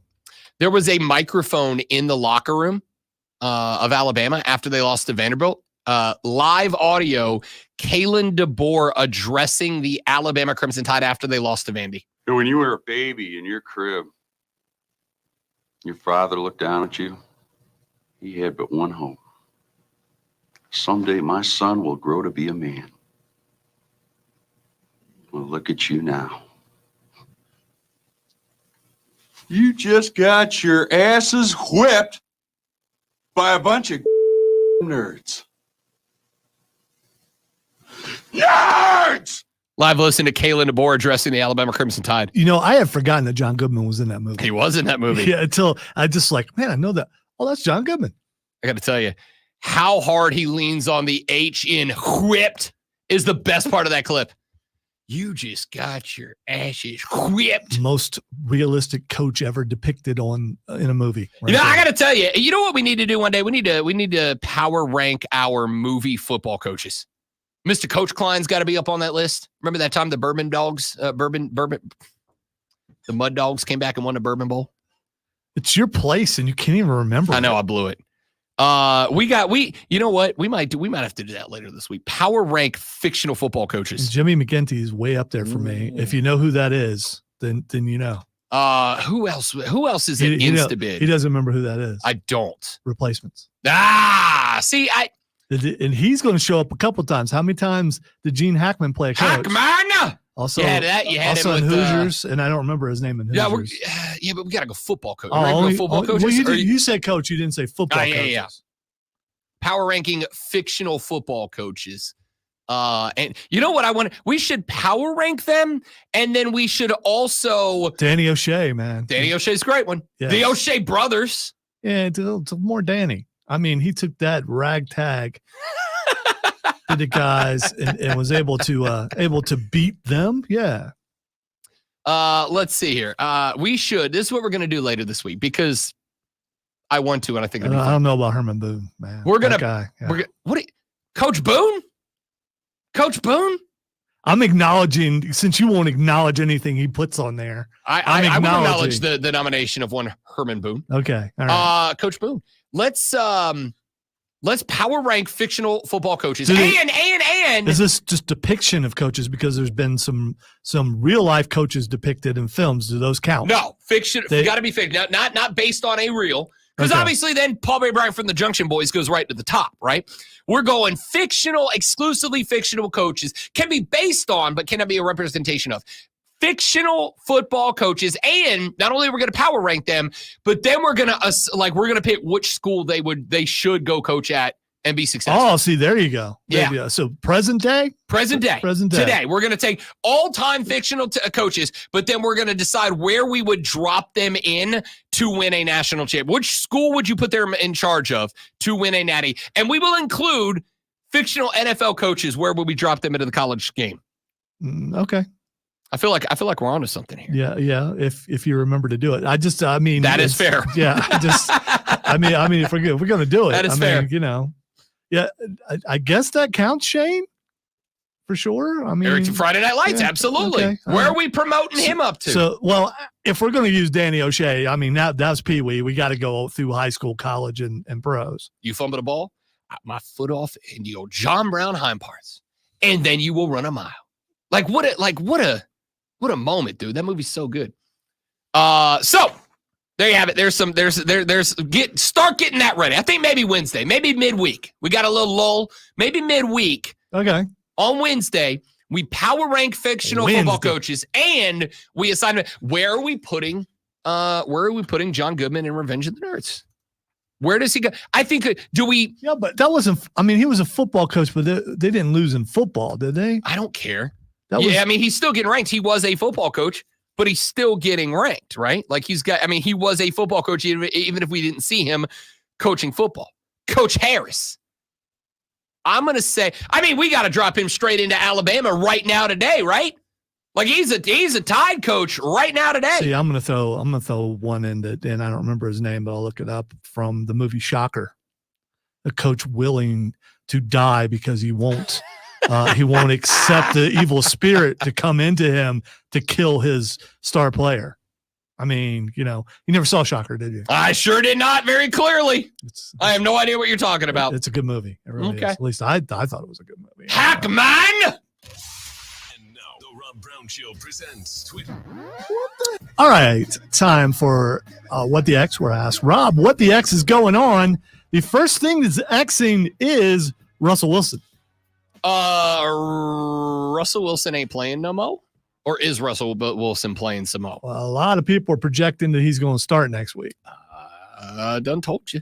Yeah, but I done told you. Projecting and guessing and all that kind of stuff. Justin Fields. Does Russell Wilson win that game last night? No, he does not. I think Russell Wilson gives you a better chance of winning that game last night than Justin Fields does. Nah. I do. 15 of 27, $131. Did have 2 tutties in there. But I Justin Fields has been okay. Really? He's been okay. He was undefeated until last night. Undefeated just like we talked about earlier. Being undefeated does not mean that you are a good or a bad football team. It just means you're undefeated, right? Like I think Russell Wilson gives you a better chance to win that game last night than there's no reason Pittsburgh loses to Dallas last night. Dallas was not anywhere close to on their game last night. So was it coaching? I think partially, but I also, or was it the defense giving up that touchdown? I think I think there's plenty of blame to go around. I think Justin Fields was okay. I think Mike Tomlin is not playing with the full deck right now. And I think the defense didn't clutch. Wait. You talking about players. You're not talking about it like he's crazy. Correct. Yes. Let me be Okay. clear. Okay. I'm not saying Mike Tomlin is dumb. Dude, you just Man's gone realize 17 years without a losing season. I think he's okay. You just realize how you said that. Yeah, I do. It's fine. All right. The next thing that's Xing is Gunther. I have not watched Bad Blood. I started watching it this morning. Then I had to upload a bunch of clips to it. I heard someone. So catch me up, and I'm fine with spoiler alerts here. Triple H introduced a crown jewel belt. Yeah, but that's not why he's trending. So the crown jewel belt will be the 2 champs fighting each other, men and women, and they will get the crown jewel belt. The 2 men of the 2 shows fighting, the 2 women of the 2 shows fighting, not the men's champ and the women's champ fighting each other. Which would still be interesting. I'm not sure who would win. Not in Saudi Arabia. They wouldn't go for that. Yeah, especially, they wouldn't go for that. Nia Jax might be able to beat the other 2. I don't know. Anyway, that's not what it is. I swear to you, if you tell me Goldberg's fighting Gunther, I'm going to flip this table. See, you've seen something. I assumed it was a joke. He called Goldberg out. And when I saw it, I'm like, oh, Rob's going to love this. He just did the same thing to Bret Hart. But Bret Hart didn't get in the ring like Goldberg did. Here's the thing. Saudi Arabia really loves Goldberg. As many times as he screwed up over there, the money wants Goldberg. It doesn't mean it's going to happen, though. Remember because last week? It can't happen if they're going to do the championship thing. Because unless Gunther loses the championship. They definitely won't have a guy fight twice in one night. No, not friend of the show, Gunther. They would never do that. Yeah, okay. Ladies and gentlemen, last week I told you, and some of y'all got mad at me when I said the golden rule is not treat each other as you would wish to be treated. The golden rule is he who hath the gold maketh the rules. If you would like any of your favorite wrestlers to become the champion, it's very simply just give Hunter $10 billion and you can fantasy book to your little heart's content. It's not really Hunter. It's TKO. I mean, the guys, the powers that be. All right. The next thing is Xing is Ryan Day. Ohio State won by a bunch of points over Iowa. What are we mad about, Ryan? All right, Day today? From what I can tell, Ryan Day is Xing because he didn't lose to an unranked team. I mean, in fairness, a lot of people did. Yeah, that was the thing. When does he lose to an unranked team? He just loses to Michigan, unfortunately. And Michigan won the national championship last year. So, I mean, there's that. As painful as that was for me to say. And the last thing, just because I want to say this, Merchant of Death is trending. I saw that trending earlier. What is this? All right. So the Merchant of Death was exchanged for Brittany Griner. He just sold like 10,000 guns or something to the Houthis. So good move there. Politics. We don't do politics on this show. I know, but we're above that. I never had a chance to say Merchant of Death before. That's a good title. Like that might be my next D&D character. It's the Merchant of Death. A man has no name. He is only the Merchant of Death. All right, that's it for us. Y'all have a great rest of your day. When we come back tomorrow, we'll dive a little bit further into the X's and O's of South Carolina's loss to Ole Miss and Clemson win over Florida State, as well as the Panthers' L against the Bears. That's all coming up when we come back tomorrow on the Rob Brown Show and the Fan Upstate. Later! I really don't give a The Ring General.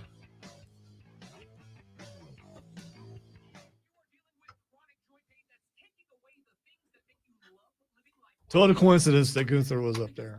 Gunther. All right, dudes and dudettes, we have many, many things to do, and I have very, very little patience to do them. So we're going to go before I run out of it, before I even get started. Oh, by the way, real quick, I meant to say this on the air earlier. I'll say it today. I'll say it to you first. Internet exclusive, and then I'll say it on the air tomorrow. The Swamp Rabbits' first preseason game is this Wednesday, and against the Stingrays of Charleston, South Carolina Stingrays. Should any of you wish to come see if you like hockey, the Swamp Rabbits are giving away free tickets to this game. So go to their website, swamprabbits.com. I actually will be working that game because it's a job, and I like jobs. I like doing work. It's fun. I like working at hockey games. Let's be very clear about that. You needed to fix that part. I like working hockey games. We're out. Y'all have a great day. Thanks for being here. You're all spectacular people. We love you very much. See you tomorrow.